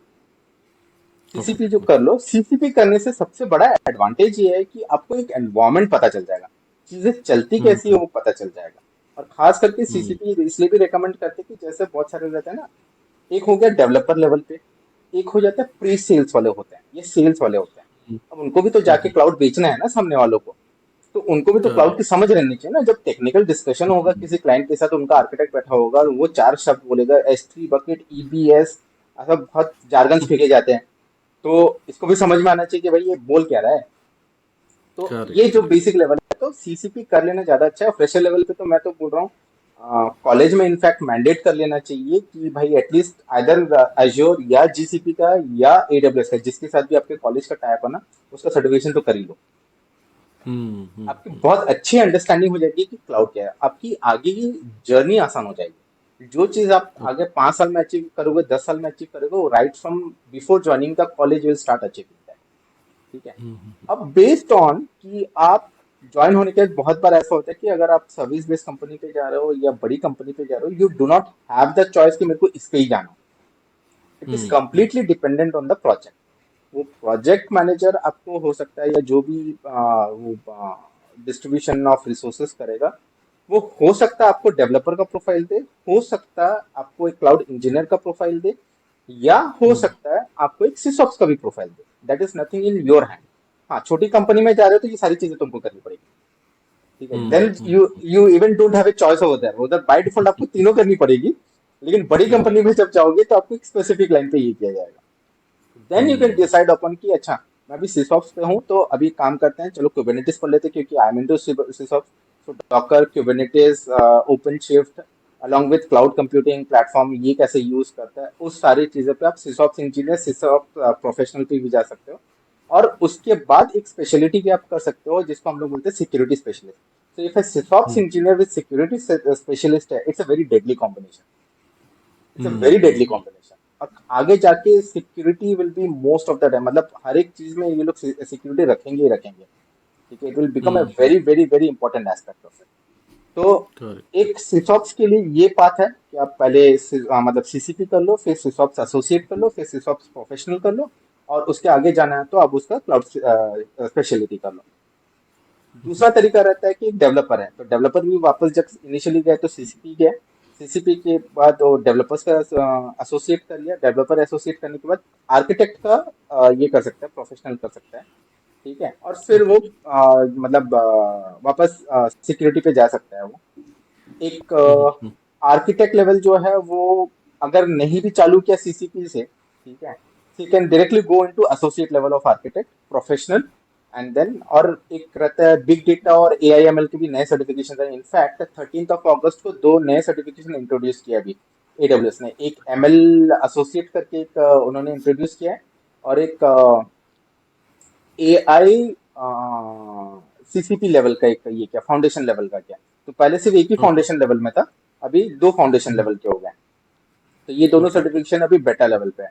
तो अच्छा होगा अगर किसी को जेन AI में अगर बहुत इंटरेस्ट है और ML पे जाना है या वो वाले पाथ में जाना है, तो you can take this gen AI वाला जो मॉड्यूल आया, फिर ML का भी आता है, उसका प्रोफेशनल और एसोसिएट दोनों आता है। तो टोटल मिला के AWS में 12 सर्टिफिकेशन हैं, ठीक है। ओके। तो ओके। आप किसी भी हिसाब से क्रोनोलॉजिकल ऑर्डर पे आप ले सकते हो उस चीजों को। माइक्रोसॉफ्ट के भी उसी हिसाब से है, लेकिन माइक्रोसॉफ्ट के पास थोड़े ज्यादा सर्टिफिकेशन है। माइक्रोसॉफ्ट के उस ओके। हिसाब से ज्यादा सर्टिफिकेशन है, ठीक है। और ओके। उनका नेमिंग कन्वेंशन भी थोड़ा सा अलग है, बट ऑलमोस्ट सेम चीजों पर। जैसे सिक्योरिटी में अभी AWS पे एक ही सर्टिफिकेशन है स्पेशलिटी वाला, लेकिन AWS में आप जाएंगे ना, कम से कम 4 या 5 या 6 अलग अलग टाइप ऑफ सर्टिफिकेशन है। एक सिक्योरिटी एनालिस्ट के ओके। लिए अलग है, एक इंफ्रास्ट्रक्चर के लिए अलग है, IAM के लिए अलग है, आर्किटेक्ट के लिए अलग है, सॉफ्ट वालों के लिए अलग है। तो अलग अलग एरिया के लिए अलग अलग सर्टिफिकेशन उन्होंने बना के रखे। ओके। उसलिए ओके। वंडरफुल। वंडरफुल। माइक्रोसॉफ्ट के पास ज्यादा हैं सर्टिफिकेशन। बहुत बढ़िया। बहुत एक बढ़िया। और चीज मैं थोड़ा तो सा ऐड करना चाहूंगा, एक और चीज ऐड राइट। करना राइट। चाहता हूँ कि ये सर्टिफिकेशन की वैलिडिटी क्यों रहती है? बहुत बार ये होता है ना हम्म यार, एक बार सर्टिफाई हो गया तो हो गया यार, ये वैलिडिटी क्यों रहती है, 1 साल की या 3 साल हम्म की वैलिडिटी क्यों रहती है? होता ये है ना, cloud engineering is an evolving platform. ठीक है, हम्म नए सर्विस आती हैं, एग्जिस्टिंग सर्विस अपडेट होते हैं बेस्ड ऑन द रिक्वेस्ट और issues reported by the client. Okay ठीक है, तो ओके जब ये इश्यूज रिपोर्ट होते हैं ना, तो ये अपग्रेड होते हैं।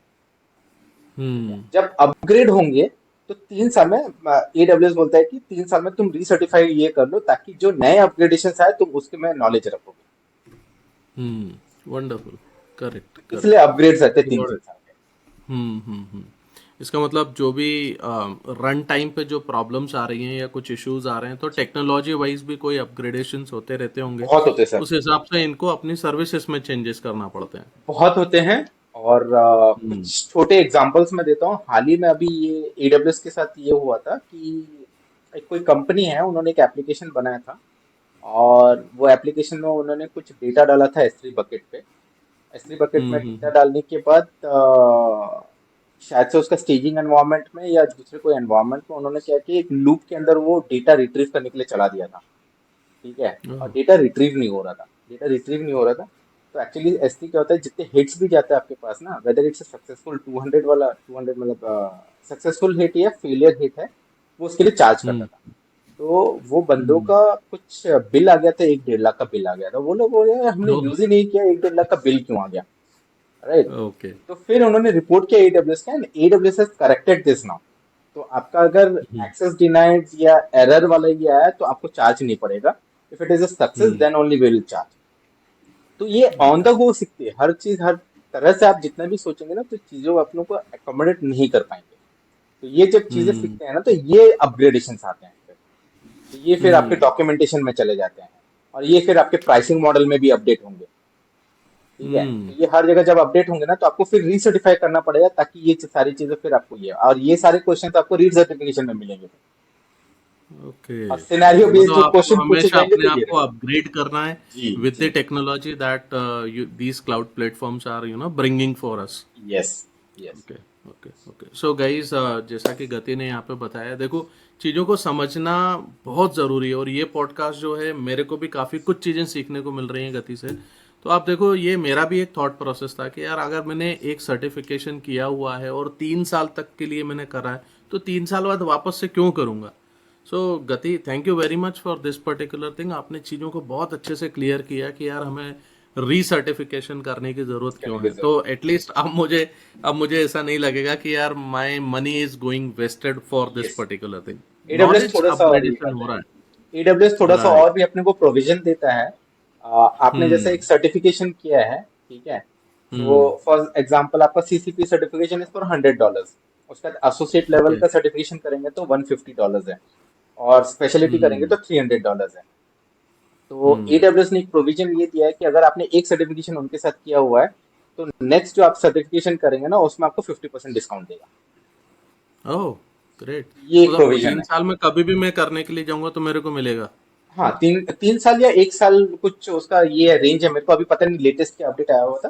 ओके ठीक है, ओके बट ये तो प्रोविजन गाइज है। इसको जरूर जरूर चेक करना जो गति ये ने बताया हुआ है कि आपको एक 50% का डिस्काउंट मिलता है तो कोई भी अगर सर्टिफिकेशन सपोज आपने सीसीपी का किया हुआ है और आप अगर सॉल्यूशन आर्किटेक्ट का या डेवलपर का आप करने के लिए जा रहे हो तो आप वो टाइम लिमिटेशन देखो and check this particular thing with AWS documentation over there कि यार कितना आपको डिस्काउंट कितने टाइम पीरियड में मिलेगा this is the assignment for you एक राइट और चीज भी मैं आपको बता दूंगा। हाल ही में मैं रीसर्टिफिकेशन के लिए फिर से एनरोल कर दिया, क्योंकि मेरा बहुत पुराना सर्टिफिकेशन था। So there is okay another program which is running being run by AWS. तो आपका जो एसोसिएट लेवल हम्म का सर्टिफिकेशन है, ठीक है, even if you are hmm new, even if you are new, you can enrol for that and you will get 50% discount. तो मैं आपको लिंक भेज दूंगा, आप लिंक व्यूअर्स के साथ शेयर कर दीजिएगा। ठीक है, वंडरफुल इट वंडरफुल हैज ये नथिंग बहुत टू बड़ी डू विथ, हेल्प मेरे को कोई कमीशन नहीं मिलेगा होगी उसमें, कुछ नहीं मिलेगा। But it is a right golden chance to get associate level certification with 50% discount. Okay great great तो मैं वो लिंक आप भेजूंगा बिल्कुल आपको। दीजिएगा Gati I will share it with and it is our valid till I associate think 18 दिसंबर के पहले तक का कुछ वैलिडिटी है। और उनके कुछ हम्म पर्टिकुलर कोटाज है, वो कोटाज एग्जॉस्ट होने तक वो लोग ने वो रखा हुआ है। तो मेरे ख्याल से जितना एटलीस्ट रजिस्टर तो करके रख लीजिए, कूपन कोड लेके रख लीजिए, हम्म, भले ही आप बाद में उसका सर्टिफिकेशन दीजिए, है ना। कूपन करेक्ट कोड लेके करेक्ट। रखने में क्या जा रहा है, तो 50% डिस्काउंट तो बहुत मिल ही बढ़िया। जाएगा। बहुत बढ़िया। अच्छा गति, एक और before I forget that hmm, particular question, आपने अभी थोड़ी देर पहले एक चर्चा की हुई थी S3 बकेट के बारे में। जी। तो even you know when I was using this particular cloud for few years back, मैंने एक चीज़ सामने मेरे को नोटिस करने में आई थी कि जब हम S3 बकेट बनाते थे उस समय पे वो ब्लॉक पब्लिक पब्लिक एक्सेस जो था वो जी। बाय डिफॉल्ट अनचेक रहता था, बट आजकल चेक आता है। तो उसका कुछ रीजन है क्या, हाँ, ऐसा क्यों करते हैं? मतलब आपने सही में अच्छे से यूज किया है AWS को। तो before even that option came in before hmm. Even that option came in वो जो ब्लॉक वाला है ना, वो ऑप्शन पहले था नहीं। ठीक है, आप S3 अच्छा। बकेट पे डायरेक्ट डाल सकते थे। तो मैंने जैसे ओह, स्टार्टिंग में बोला था कि इट आप, was open for all. It was open for all. तो जब हम्म। AWS आया S3, मतलब S3 bucket is one of the very initial service that they started off with. ठीक है। ओह, ओके। और उस टाइम पे वो ड्रॉपबॉक्स ऑफबॉक्स जो आप यूज कर रहे हैं ना, it is based on this S3 and this technology. कोई नया टेक्नोलॉजी नहीं था वो। ड्रॉपबॉक्स जो हम लोग ओके। आज से 8 साल पहले जब आया था ड्रॉपबॉक्स, बहुत ज्यादा बोल वाला था, हम्म। 2 GB का फ्री स्टोरेज दे रहा है, 2 GB का फ्री स्टोरेज दे रहा है। It was all based on this hmm. AWS technology. AWS का ही वो ओके। इंफ्रास्ट्रक्चर यूज करते थे। अब हम्म। होता क्या था उसमें, बाय डिफॉल्ट जब उन्होंने डाला, तो अब मैंने एप्लीकेशन बना लिया। एप्लीकेशन बनाने के बाद भाई मैं तो सोचा कि S3 बकेट में डालूंगा मैं फाइनेंशियल रिपोर्ट्स, और फिर जिसको देखना है वो देख लेगा। सबसे हम्म। बड़ा प्रॉब्लम ये था कि जिसके पास जो उसका यूआरएल था, वो हम्म। यूआरएल जाके डायरेक्ट वो ब्राउजर पे हिट करेंगे ना, तो उसको रिपोर्ट मिल जाता था। हम्म। और बहुत सारी कंपनीज का क्या हुआ, उन्होंने प्रोग्राम तो बना लिया, उन्होंने रिपोर्ट डाल दिया, फाइनेंशियल रिपोर्ट डाल दी कंपनीज की, फाइनेंशियल रिपोर्ट अपलोड हम्म। कर दिया। अब जब वो एक्सेस कर रहे थे, वो जो थोड़ा सा स्मार्ट था, एक दो बंदे, वो लोग क्या किए, F12 दबा के डेवलपर मोड में देखे कि हाँ कहाँ जा रहा है रिक्वेस्ट, उसमें से यूआरएल निकाले यूआरएल, और फिर उन्होंने चेंज कर करके देखा तो भाई पूरी फाइनेंशियल रिपोर्ट की गट्ठी मिल गई है उनको। Oh my God. तो जब गट्ठी मिल गई तो इन्होंने रिपोर्ट किया, बोले this is big data breach, and that was the reason, जो अर्ली अडॉप्टर्स रहते हैं ना, ठीक है, अर्ली हम्म। अडॉप्टर्स इसलिए बोलते हैं कि ये सारे इश्यूज को वो लोग देंगे, वो रिजॉल्व करेंगे। तो दिस इज व्हाई ये ऐसा ये होता है। तो इन्होंने कंप्लेन की, ओह। कंप्लेन किए, तो फिर उसको ये किए, उसको बाय डिफॉल्ट ब्लॉक वाले आए उसको। ब्लॉक वाले में हम्म। भी उन्होंने क्या किया था, पब्लिक नहीं किया था। ठीक अच्छा। है, पब्लिक ऑल एक्सेस करके ये नहीं किया था। फिर बाद में फिर एक और कुछ इशू आया था, मेरे को एग्जैक्ट याद नहीं आता। उसके बाद फिर उन्होंने क्या किया कि नहीं, बाय डिफॉल्ट हम सब कुछ स्टैटिक वेबसाइट से रिलेटेड कुछ था उसमें, तो उसके बाद हम्म। उन्होंने कर दिया कि नहीं, by default it is completely block. तो आपको अगर एक्सपोज करना है publicly, so this is not one step now, मतलब उसको भी अनचेक कर देंगे ना तो पब्लिकली एक्सपोज नहीं होता है। आपको 3 4 स्टेप और हम्म। करने पड़ेंगे उसको पब्लिकली एक्सपोज करने के लिए। So okay. it is reversing the security, मतलब अभी वो सिक्योरिटी पे ज्यादा ध्यान ना, and that was the reason why people were not adopting cloud. क्योंकि हमको तो डेटा तो हम्म। मेरे पहले क्या होता था, ऑन प्रेम में भाई मेरे सर्वर पे है, ठीक है, तो मेरे को मालूम है उसको कैसे सिक्योर करना है। अब तो कहीं और पे है, मेरे को यही नहीं मालूम कि वो सर्वर कहाँ पर है। सही है, ठीक सही है, एक बहुत अच्छा एग्जांपल आपको बताऊंगा, ये सर्वर कहाँ पर है से मेरे को याद आया। When I came back from US in 2015, 2016 में मैं AWS कंसल्टिंग थोड़ा सा चालू किया था मैंने, एंड देयर वाज अ है। क्लाइंट बैंक फ्रॉम नागपुर, जिन्होंने अप्रोच किया था कि बोले कि नहीं हमको ना हमारा सिस्टम जैसे ये है, तो हमको लेके जाना है, क्लाउड कंप्यूटिंग पे लेके जाना है। बोले ठीक है सर, पूरा काम करते हैं, पूरा बजटिंग वजटिंग सब कुछ करके ये हो गया। आरबीआई के गाइडलाइंस पढ़ लिए हम लोग ने, कहाँ पर ये रहना। तो आरबीआई के गाइडलाइंस में एक स्पेसिफिक क्लॉज है, your data should reside in India. That hmm. Means जो भी सर्वर पे आपका डेटा रखा हुआ है वो with in the border limit of India में रहना चाहिए। हम्म। उस टाइम पे AWS का सिर्फ एक ही डेटा सेंटर था मुंबई में। अब ये लोग मेरे पीछे पड़ गए कि नहीं हमको डेटा सेंटर देखना है, आरबीआई का गाइडलाइन है, वो डेटा इंडिया में है कि नहीं, मेरे को गाइडलाइन, ये गाइडलाइन के हिसाब से हमको विजिट करना है। बोला सर आप कुछ भी कर लीजिए, मैं आपको जितने डॉक्यूमेंटेशन चाहिए AWS की तरफ से मैं सारे प्रोवाइड कर दूंगा, लेकिन मैं आपको फिजिकल डेटा सेंटर नहीं दिखा सकता उनका। तो बोले नहीं, हम बिना डेटा सेंटर देख के हम क्लाउड में माइग्रेट ही नहीं कर पाएंगे, आरबीआई का मैंडेट गाइडलाइन है कि डेटा इंडिया में हो। बोले सर आपको दिखा भी दूंगा, आपको पता कैसे चलेगा कि ये इधर ही जा रहा है। बोले वो कुछ नहीं सही मालूम, है। लेकिन हमको फिजिकल देखना ही है। बोला वो AWS की इंटरनल सिक्योरिटी की वो नहीं दिखाएंगे, और मैं किसी भी हालत में नहीं हम्म। दिखाऊंगा, मैं नहीं, कोई भी नहीं दिखा पाएगा। We lost that hmm. Client, क्योंकि क्लाइंट को भी समझाना थोड़ा सा ना बहुत मुश्किल होता है, और वो इमेच्योर वाले टाइप थे ना वो। तो in this way I hmm. Lost the client, but that was an experience. तो फिर मार्केटिंग स्किल्स बढ़ानी पड़ी हमें। तो होते हैं, वैसे चीजें नहीं होते हैं, बिल्कुल। And that is why CCP is तो वेरी ये भी मच आपका इंपॉर्टेंट एक फॉर बहुत सेल्स। इंटरेस्टिंग सा एक्सपीरियंस रहा होगा कि यार मतलब क्लाइंट देखना चाहता है डेटा सेंटर कहाँ है और हम उसको समझा नहीं पा रहे हैं कि समझा नहीं पा डेटा रहे हैं, सेंटर की तरह है। And that is why this right. CCP certification coming. हाँ ये करेक्ट। जो ऐसे सिचुएशन के लिए ना, ये सीसीपी, तो ये प्री सेल्स जो क्लाउड जानना चाहता है, इसी चीज के लिए ही ये सीसीपी सर्टिफिकेशन रखा हुआ है, कि एक ओके। नॉन टेक्निकल बंदा भी उसमें कुछ हैंड्स ऑन करके उसको पता रहे कि वो क्या बेच रहा है सामने वालों को। ये बहुत अच्छी चीज है कि आपने ये जो यहाँ पे बताया हुआ है। तो देखो गाइस, इससे आपको दो चीजें समझ में आ रही होंगी जो अभी गति ने बताया कि अगर आप एक किसी भी यूट्यूब से या कहीं से भी आप थोड़ा बहुत कुछ सीख ले रहे हो, समझ ले रहे हो, पूरा ज्ञान नहीं ले रहे हो, तो उसका क्या डिसएडवांटेज हो सकता है। और अगर आप एक सर्टिफिकेशन पूरा करके जा रहे हो तो काफ़ी सारी लर्निंग आपको रहेगी, यस। काफ़ी यूज़ केसेस आपको मिलेंगे जिससे आप आगे जो करियर में जा रहे हैं तो वहाँ आप उस तरीके से मैनेज कर सकते हो चीज़ों को। दूसरा, गति ने जो अभी यहाँ पे हमें एक एक कंसेप्ट S3 बकेट के बारे में, वो ब्लॉक पब्लिक एक्सेस का बताया था। देखो this is the live example जो आपको बताया था कि यार अभी हम थोड़ी देर पहले बात कर रहे थे कि 3 साल में हम वापस से क्यों रीसर्टिफिकेशन करते हैं। Hmm. So this could be one of the example, क्योंकि AWS भी अपने बहुत सारी सर्विसेज को इंटरनली चेंज कर रहा है और ये आपको पता होना चाहिए। सो जस्ट इमेजिन कि आपने कभी सर्टिफिकेशन किया था, उस समय वो ब्लॉक पब्लिक एक्सेस का ऑप्शन अवेलेबल नहीं था, बट बाद में अगर आया तो आप जब तक सर्टिफाइड नहीं हो जाओगे, आप कर नहीं लोगे, सीख नहीं लोगे, आपको कैसे पता चलेगा। So this is the reason कि आपको बार बार अपने आप को अपग्रेड करना पड़ता है। यस। Wonderful, wonderful.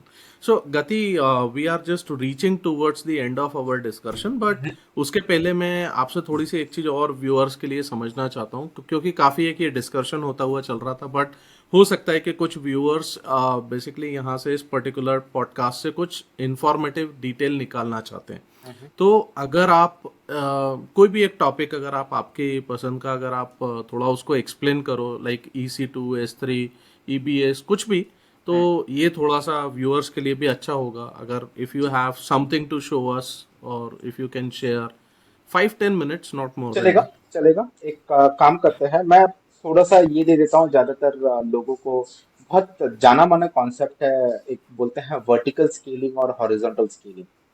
ठीक है, ओके। तो एक ओके। ये होती है वर्टिकल स्केलिंग क्या होती है, हॉरिजॉन्टल स्केलिंग क्या होती है। ठीक है, और ये ओके। बहुत सारे जो लोग काम कर रहे हैं इंडस्ट्री में, खास करके डेवलपर्स, उनको भी नहीं मालूम रहते, क्योंकि डेवलपर्स कन्फाइंड रहते हैं कि भाई मेरे को जावा जानना है, थ्रेड कैसे हैंडल करूंगा, मेरे ट्रांजेक्शन फास्ट कैसे करूंगा, उस हिसाब से वो ज्यादा जान गया।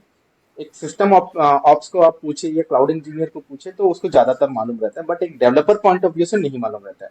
तो खास करके मैंने ओके। यही टॉपिक इसलिए थोड़ा सा मैं बताना चाहता हूँ कि एक डेवलपर पॉइंट ऑफ व्यू से भी उनको पता रहना चाहिए कि चीजें कैसे होती है। ठीक है, ओके। ओके। तो वर्टिकल स्केलिंग और हॉरिजॉन्टल स्केलिंग में क्या होता है, जैसे हॉरिजॉन्टल बोलते हैं तो आप ऐसे फ्लैट जाते हैं, वर्टिकल में ऐसे जाते ओके। हैं। ठीक है, तो करेक्ट। वर्टिकल में क्या होता है कि आपका सर्वर का साइज बढ़ाना है। अब सर्वर का साइज कैसे बढ़ाना है? ठीक है, मेरे पास 2 कोर 4 GB का एक सर्वर है, मतलब 2 कोर का प्रोसेसर है, 4 GB का रैम है। ठीक है, ये एक प्रोसेसर है। अब मैं एप्लीकेशन चल रहा है, चल रहा है, चल रहा है, अब एप्लीकेशन का लोड धीरे धीरे दिन ब दिन बढ़ रहा है, मेरे यूजर्स बढ़ रहे हैं। ठीक है, तो मैं क्या करूंगा, एक पर्टिकुलर टाइम आएगा जहां पर मेरे 80-90% ऑफ द रिसोर्स यूज कर रहा है। रिसोर्स यूज कर रहा है मतलब मेरा जो सीपीयू है वो दोनों सीपीयू एंगेज रह रहे हैं 80% ऑफ द टाइम, और मेरा जो मेमोरी 4 GB का वो हमेशा 3.5 GB या 3 GB का हमेशा यूसेज पे जा रहा है। एक थोड़ा सा ओके। और यूजर बढ़ जाएंगे तो मेरा सिस्टम क्रैश हो जाएगा। तो अभी हमारा क्रैश पॉइंट पे आ गया। ठीक है, तो एक तरीका है कि मैं क्या करूँ, इसको 2 कोर जो है उसको 4 कोर कर दूं, और 4 GB जो है उसको 8 GB कर दूं। फिर से कुछ दिन चल गया मेरा। ठीक है, फिर से करेक्ट। कुछ दिन करेक्ट। चल गया मेरा काम, हो सकता है कि 6 महीना और चल गया, फिर मेरे यूजर्स बढ़ गए, फिर से क्या करना है भाई, यार फिर से बढ़ाओ। चलो फिर से बढ़ा दिया मैंने। ठीक है, तो ये करके ये जो करते हैं इसको हम लोग बोलते हैं वर्टिकल स्केल।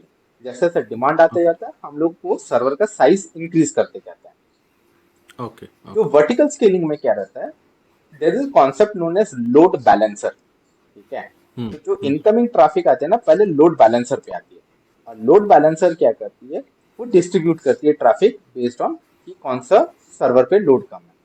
तो इधर हम लोग ने 2 कोर 4 GB का जैसे सर्वर लिया था। ठीक है, अब 2 कोर 4 GB का सर्वर में अब मेरी कैपेसिटी अगर रीच हो गई 80%, तो हॉरिजॉन्टल स्केलिंग में क्या होगा, एक और 2 कोर 4 GB का खड़ा कर देगा वो। ओके ठीक है, और दोनों में लोड डिस्ट्रीब्यूट कर दिया, तो एक का जो 80% था अभी दोनों में 40-40% आ गया। ओके। ठीक मतलब है। आपकी जो एक एप्लीकेशन है जो मैं समझ पा हाँ। रहा हूँ, मतलब अगर आपने एक एप्लीकेशन एक मशीन पे डाली हुई है, हम्म। और अगर मैं हॉरिजॉन्टल स्केलिंग की बात कर रहा हूँ, अब तो मशीन सेम बढ़ाते जा मशीन रहे आपकी हैं, वापस रेप्लिका बन बनाते हैं। जाएगी। हाँ, ओके, और आपका वही वही जो एप्लीकेशन है, वही उसमें सेम भी टू सेम डिप्लॉय हो जाएगा। एप्लीकेशन आपकी दूसरी मशीन पे भी होगी। उसमें भी डिप्लॉय हो जाएगा। ठीक ओके, है। एंड बीच में फिर हमने कोई एक लोड बैलेंसर लगाया है जो ऑटोमेटिक डिसाइड करेगा कि यार हाँ, किधर जाना चाहिए उसके अलग नेटवर्क। अलग ओके। एल्गोरिदम रहते हैं कि आपको कैसे लोड डिवाइड ओके। करना है। वो एल्गोरिदम जब राइट। आप कोई सर्टिफिकेशन करेंगे ना तो उसमें ज्यादा हम्म। बेहतर समझ में आएगा। ये जस्ट एक नॉर्मल अंडरस्टैंडिंग कॉन्सेप्ट होगा कि जैसे जैसे हम्म। लोड बढ़ रहा है वैसे वैसे मैं सर्वर ऊपर करते जा रहा हूँ। अब लोड कम हो हम्म। गया तो मेरे को सर्वर की जरूरत नहीं है, तो सर्वर को शट डाउन कर दूंगा, नहीं तो मेरे को सर्वर के चार्जेस पड़ जाएंगे। ठीक है। तो इस हम्म। हिसाब से आपके हम्म। सर्वर्स बढ़ रहे हैं, तो ये हॉरिजॉन्टल स्क्रीन ऐसे बढ़ रहा है, फैल रहा है। ठीक है। वर्टिकल में क्या हो हम्म। रहा है, उसको ये करते हैं। ठीक है। तो हम्म। इसमें क्या होता है, एडब्ल्यूएस में हर एक सर्वर को एक EC2 बोलते हैं, इलास्टिक कंप्यूट क्लाउड करके एक नाम दिया गया है। तो वो ओके। ई कंप्यूट हम्म। क्लाउड जो है ना उसको 2 कर दिया, हम्म। C2। तो इट इज ECC को EC2 करके होगा। ठीक है। अच्छा, मतलब तो अब इलास्टिक मैं मतलब आप बड़ा घटा सकते हो, बड़ा घटा ऐसा सकता हूँ। मतलब मैं ठीक समझूं? है। Yes yes okay. Exactly. Okay. बड़ा घटा सकता, इलास्टिक हम्म। जैसे इलास्टिक खींचते हैं ना। ठीक है। हम्म। तो EC2 करेक्ट को करेक्ट। मैं बंद करके मैं बड़ा भी सकता हूँ, और बंद करके फिर छोटा भी कर हम्म। सकता हूँ। हाँ, बस उतना ही है कि हम्म। रबर बैंड जैसा रहता है, एक मिनिमम साइज रहता ही रहता है, तो उतना आपको लेना ही पड़ेगा। करेक्ट और एक पर्टिकुलर साइज करेक्ट। के बाद आप टूट भी जाता है, तो उसलिए एक पर्टिकुलर साइज तक हम्म। ये जाता है। बट अंडरलाइन में हम्म। क्या होता है ना, एक बहुत बड़ा सर्वर रहता है। हम्म। एक बहुत बड़ा सर्वर रहता है। उसमें से आपको छोटे छोटे टुकड़े करके वर्चुअलाइज करके आपको छोटे छोटे टुकड़े सर्वर्स मिलते हैं। आपको बड़ा एक का एक ओके। पूरा सर्वर नहीं मिलता। ठीक हम्म। है। तो आपको छोटे छोटे टुकड़े करके आपको ये दिया जाए, मतलब इट इज लाइक कि मैं बड़ा सा लोफ ऑफ ब्रेड लेके आया हूँ, लेकिन जितना खाना है मेरे को, अगर 2 खाना है तो 2 ही स्लाइस निकालूंगा, वैसे खाऊंगा। तो वो वैसा ही है, 2 ही स्लाइस निकाला, उसको ओके। दिया और वो खत्म कर दिया, अगर वो वापस आ जाएगा। ठीक है। तो एक देखते हैं हम्म। कि क्यों मेरी जो क्यूरियोसिटी आई कि भाई इतना फास्ट चीजें जब हो रही है तो कैसा। तो एक छोटा सा डेमोन्स्ट्रेशन ये कर लेते हैं कि हम्म। एक छोटा सा EC2 इंस्टेंस देखते हैं कि कितना फटाक से हम लोग स्पिन अप कर सकते हैं। ओके ठीक ओके है। श्योर। सो यू और आर उसमें शेयरिंग योर स्क्रीन? यस, और उसमें एक छोटा सा हम लोग एप्लीकेशन एप्लीकेशन तो नहीं, एक छोटा सा server application, web application deploy कर देंगे, ताकि पता चले कि भाई कितना जल्दी हम लोग एप्लीकेशन करें। बाकी स्टेप्स है जो थोड़ा सा टाइम लगता है, वो हम लोग बाद में देख लेंगे पूरी बिल्कुल बिल्कुल। सर्टिफिकेशन में। ठीक है। सो ठीक है। Guys, hold on your seat and do not go anywhere because Gati is going to give us the demonstration on EC2 now. Okay? Yes. Yes, Gati. Thank you. Screen window.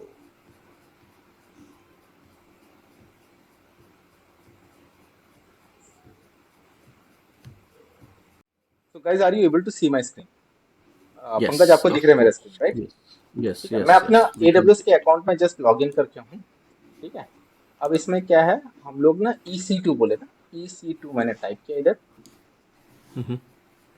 EC2 में गया मैं।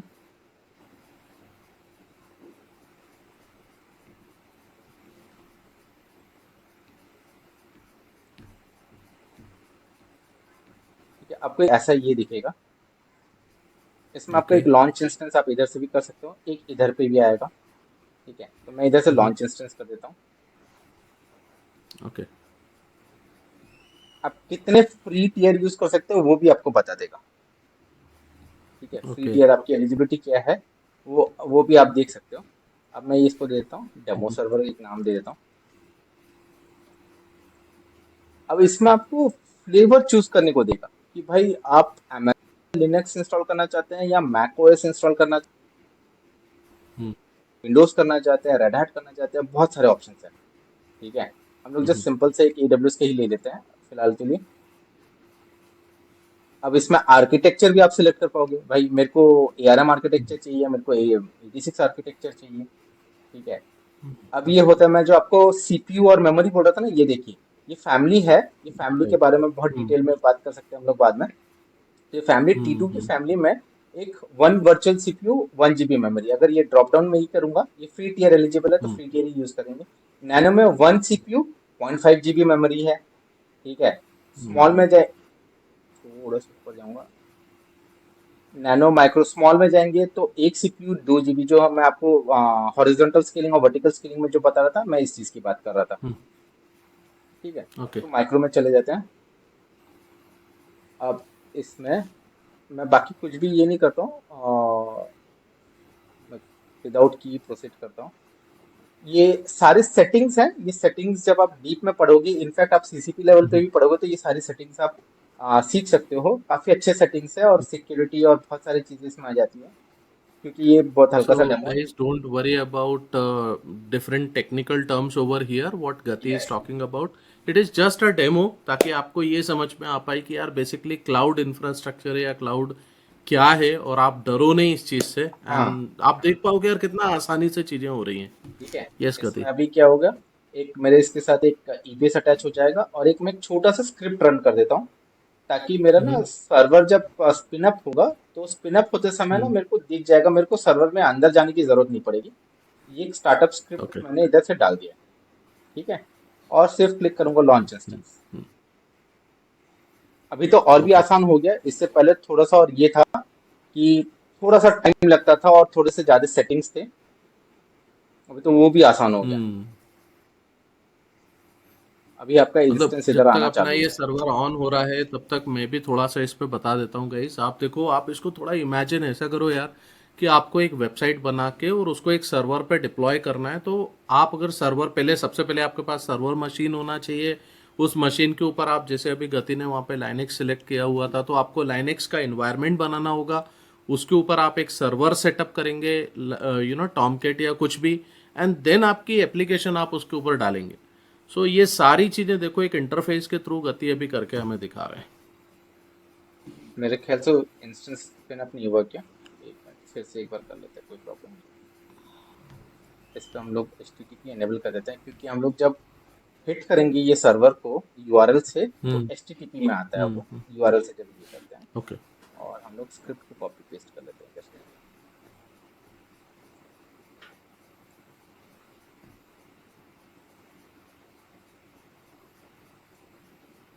अच्छा, ये पूरा बना नहीं था मैंने, शायद से उसके कारण ये होगा। 2 मिनट रुक जाता है, ये हम्म। बढ़ हम्म। जाता।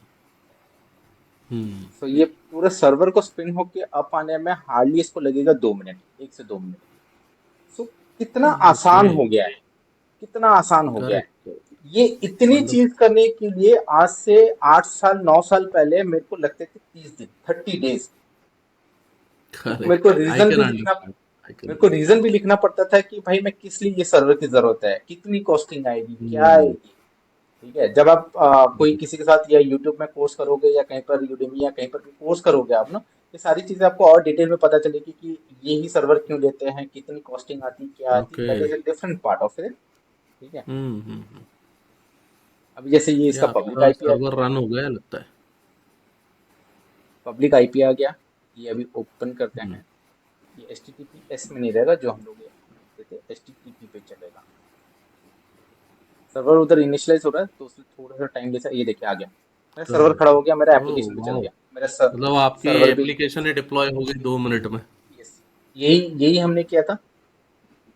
हेलो वर्ल्ड फ्रॉम, ये करेक्ट। होस्ट नेम जो मेरा सर्वर का नेम दिखा रहा है, ये सर्वर हम्म। नेम दिखा रहा है। तो मतलब हार्डली हम लोग ये करेक्ट। वीडियो, मतलब ये पॉडकास्ट के अंदर ही अंदर हम लोग ने इसको तैयार कर लिया। ठीक है। अब इसके अंदर आपको थोड़ी सी लिनक्स वंडरफुल। आनी चाहिए, थोड़ा सर्वर इंस्टॉलेशन आना चाहिए। हम्म। तो जो हम लोग डेवलपर्स वाले सर्टिफिकेशन में आप जो पढ़ते हो, तो आपकी एप्लीकेशन को कैसे डिप्लॉय हम्म। करोगे, क्या करोगे, उसके लिए आपको थोड़ा सा पढ़ना पड़ेगा, और आपको सर्वर को उस हिसाब से कॉन्फ़िगर करना पड़ता है। बट जब आप सर्टिफिकेशन के लिए पढ़ोगे ना, आपको वो चीज़ भी समझ में आएगी कि बार बार वो चीज़ आपको करने की जरूरत नहीं है। मैंने एक सर्वर बना हम्म। दिया, वो सर्वर के एक इमेज बना दिया, और बार बार उसी को मैं स्पिन अप कर रहा हूँ, या CI/CD पाइपलाइन सेट कर दिया। मैं जस्ट कोड चेक इन करूंगा, और मेरे सर्वर पे डिप्लॉय हो जाएगा। मतलब मेरे को सर्वर एक बार सेट कर दे तो छूने की जरूरत नहीं है, हम्म। वापस छूने की जरूरत ही नहीं पड़ी। दिस बहुत इज बढ़िया, हाउ बहुत इट बढ़िया। Will go on. So see this thing guys, कितना आसानी से सारी चीज़ें यहाँ पे आपको देखने को मिल रही हैं। आई होप आप सभी इसको एंजॉय कर रहे होगे काफ़ी अच्छे तरीके से। So Gati, as we have reach towards our discussion, कुछ अगर आप रेफरेंसेस शेयर कर पाओ कि यार अगर बच्चों को कहीं से सीखना है तो बेसिकली वो कहाँ से सीख सकते हैं, कुछ यूट्यूब रेफरेंसेस या कुछ आपके रेफरेंसेस हों। जी आप देर आर वेरी गुड, एक गौरव शर्मा करके एक इनका यूट्यूब पे ये आता है, वो काफी अच्छा डिटेल में पढ़ाते हैं। ठीक है, so okay okay. You can go through his course, काफी अच्छा डिटेल में पढ़ाते हैं। बट मेरा रिकमेंडेशन थोड़ा सा यही रहता है ना, go for someone who is teaching live okay. और थोड़ा सा वंडरफुल। एक्सपीरियंस वाला बंदा हो।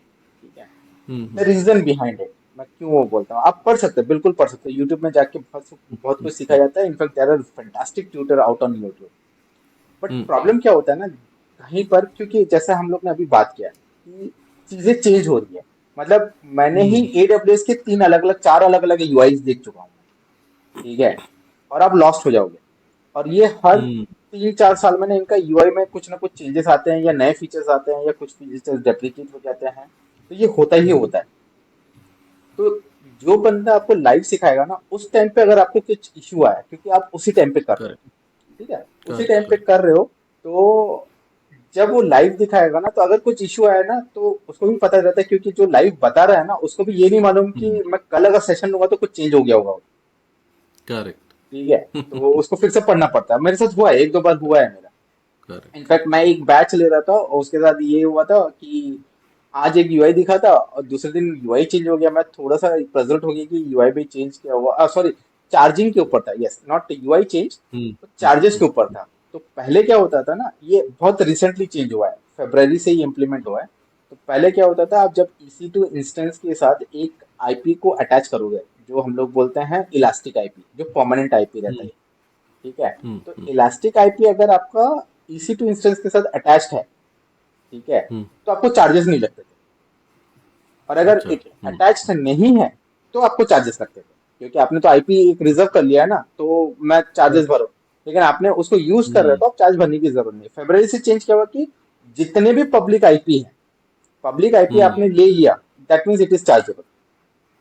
अब एक करेक्ट। बंदा जो है वो EC2 इंस्टेंस चालू करके, मैंने उसको बहुत अच्छे से पता है कि भाई इलास्टिक आईपी जो रिमूव कर देगा ना, तो नहीं भी डिस्ट्रॉय किया तो भी मतलब अटैच करके रखा तो भी चलेगा, क्योंकि वो बार बार रिस्टार्ट कर रहा था। रिस्टार्ट करने से क्या होता है ना, आईपी चेंज हो हम्म। जाता है। तो इलास्टिक आईपी जब अटैच कर दे तो मेरा आईपी सेम रह जाता है। अब वो बंदा 4-5 दिन के बाद बोलता है सर मेरे चार्जेस बढ़ गए। बोला चार्जेस कैसे बढ़ गए? बोला सर इलास्टिक आईपी तो अटैच करेगा, वो बोल रहा है कि आईपी के चार्जेस पड़ गए मेरे को। तो फिर मैंने जाके फिर थोड़ा रिसर्च किया, तो फिर उन्होंने चेंज कर दिया था कि अच्छा फिर आईपी एड्रेसेस की भी आपको चार्ज पड़ेगी। तो थोड़ा सा अपडेट रहना पड़ता है। Correct correct. Very good. So guys, जैसा कि आप देख रहे हो, गति ने जो बताया हुआ है, इससे काफ़ी सारी अंडरस्टैंडिंग आ रही होगी। और इवन आपने डेमो पे भी देखा होगा कि यार, अगर जैसे अभी हम लोग भी जो डेमो देख रहे थे, उसमें आपने देखा कि इनिशियली वो सर्वर नहीं बना, फिर बाद में गति ने उसको हम्म, वापस से रीस्टार्ट किया, वापस से उसको क्रिएट किया। So it could be the possibility कि आप अगर कोई यूट्यूब चैनल से या कहीं और से आप अगर ऐसे सीख रहे हो, and it is not basically the mistake from the trainer side, but अगर वहाँ पे कोई प्रॉब्लम आती हाँ, है, कुछ इश्यूज आते हैं, तो आपके पास लाइव हेल्प के लिए कोई नहीं है कि आप वहाँ से कोई नहीं समझ है, पाओ। But exactly. अगर यहाँ से अगर आप किसी लाइव ट्रेनर से सीख रहे हो, लाइक गति, सो आपको डेफिनेटली यहाँ पे काफ़ी सारे एक्सपोजर मिलेंगे, आप उनसे सीख सकते हो, समझ सकते हो। सो जी, इवन अगर आप गति से भी कनेक्ट करना चाहें, so will share you the information and you can yes, connect with Gati also for learning this particular thing. So wonderful, Gati. And at the end, I just have one more question for you. Sure. अगर आप कुछ suggestion दे पाएं या कुछ अपनी advice आप बता पाएं, क्योंकि काफ़ी सारे व्यूअर्स देख रहे हैं और इसमें कुछ फ्रेशर्स भी होंगे, कुछ एक्सपीरियंस्ड भी होंगे। और अगर whatever you can share your experience और एडवाइस, सजेशंस, एनीथिंग. एक चीज, कुछ कुछ चीजों पे मैं, मतलब it is an advice not only to freshers but also for people who are into the industry. Technology आती रहेगी, जाती रहेगी। आज क्लाउड कंप्यूटिंग है, कल कुछ और रहेगा, परसों एआई रहेगा, फिर और कुछ है। एआई तो मैं तब से जानता हूँ जब मैं ग्रेजुएशन कर रहा था, it is back in 2000 I knew कि एआई है, कुछ चीजें हैं। ठीक है, तो irrespective of whether you are working on technology, cloud में काम कर रहे हो, साइबर सिक्योरिटी में काम कर रहे हो, किसी पे भी काम कर रहे हो, एक जो आप में ट्रेट रहना चाहिए to keep update yourself, that is the curiosity question. Curiosity हमेशा रहनी चाहिए, चल कैसे रहा है। करेक्ट. जब तक आपकी क्यूरियोसिटी क्वेश्चन रहेगी ना, it is not only cloud, आप कोई भी टेक्नोलॉजी ले जो, you will excel in that, you will excel in that. Problem आज की जनरेशन में क्या हो गया ना, कि information is in abundance, information is in abundance that leads to confusion. किसको लें किसको छोड़ें। एग्जैक्टली। और अभी क्या हो गया, तो अभी तो एक ट्रेंड चल रहा है। मतलब आप यूट्यूब जैसे भी खोलोगे ना, मतलब मैं भी यूट्यूब से बहुत कुछ सीखता हूँ, ठीक है। तो एक ट्रेंड चल रहा है, डिस्ट्रैक्शन का ट्रेंड है वो, ठीक है। 1 करोड़ मतलब 0 to 1 crore earn in 30 days। मैं देख रहा हूँ इधर AWS का एक कैसे इम्प्लीमेंट करूं, और बाजू में मेरे को दिख रहा है उसके जो रेकमेंडेड में दिख रहा है कि कैसे मैंने 100 करोड़ का बिजनेस बनाया, कैसे एट द एज ऑफ 19 मैंने 200 करोड़ बना लिया, ठीक है। मैं अभी ये सोच रहा हूँ यार, इतने सारे करोड़पति कहाँ से निकल के आ गए, ठीक है। और दूसरा, it tempts you to click on that, correct tempts you correct to click on that. तो आपका फोकस जो रहता है ना, वो फोकस हमेशा हट जाता है, करेक्ट फोकस। करेक्ट। तो अभी आजकल उसलिए ना, दैट इज द रीजन वो इतना ज्यादा चेंज हो रहा है, चीजें टेक्नोलॉजी चेंज हो रही है ना, इसलिए बुक्स जो आ रहे हैं ना बहुत कम पब्लिश हो रही है। खास करके टेक्नोलॉजिकल बुक्स बहुत कम पब्लिश हो रहे हैं, ठीक है, क्योंकि करेक्ट। उनको अपडेट कर। अभी देखिए ना, पहले क्या होता था, जावा जब अपग्रेड होता था तो 3 साल में 4 साल में एक बार अपग्रेड होता था, आजकल 6 6 महीने में नया हाँ, वर्जन ऑफ 6 जावा आ रहा है, महीने में हो रहा है। ठीक है। Right right. आज भी मैं रेफर करता हूँ, कैथी सेरा को रेफर करता हूँ, कंप्लीट रेफरेंस रेफर करता हूँ, लेकिन चीजें अपडेट हो गई। तो उसलिए हमेशा डॉक्यूमेंटेशन पे बिलीव कीजिए। अभी in the world of IT now, this technological era, मेरे ख्याल से डॉक्यूमेंटेशन पे आप जितना फोकस करेंगे ना, उतना अपडेट रहेंगे। Wonderful wonderful. Thank you very much गति फॉर योर इनपुट्स। काफ़ी थैंक यू सो अच्छे मच पंकज। सजेशंस और एडवाइस आपने दी हुई हैं। फोकस करना है चीज़ों पे एंड एक बात को पकड़ के आगे चलना है। सो डेफिनेटली व्यूअर्स को इससे हेल्प होने वाली है। हाँ, बिल्कुल होना एंड चाहिए। गाइज अगर आप चाहते हैं कि हम इस तरीके के और पॉडकास्ट हम आगे करें तो आप डेफिनेटली आप बता सकते हैं, रीच आउट कर सकते हैं। एंड इवन अगर आप गति के साथ और एक और पॉडकास्ट देखना चाहते हैं, क्योंकि इस डिस्कशन से मेरे को एक चीज़ समझ में आई, Gati is master in cyber security as well.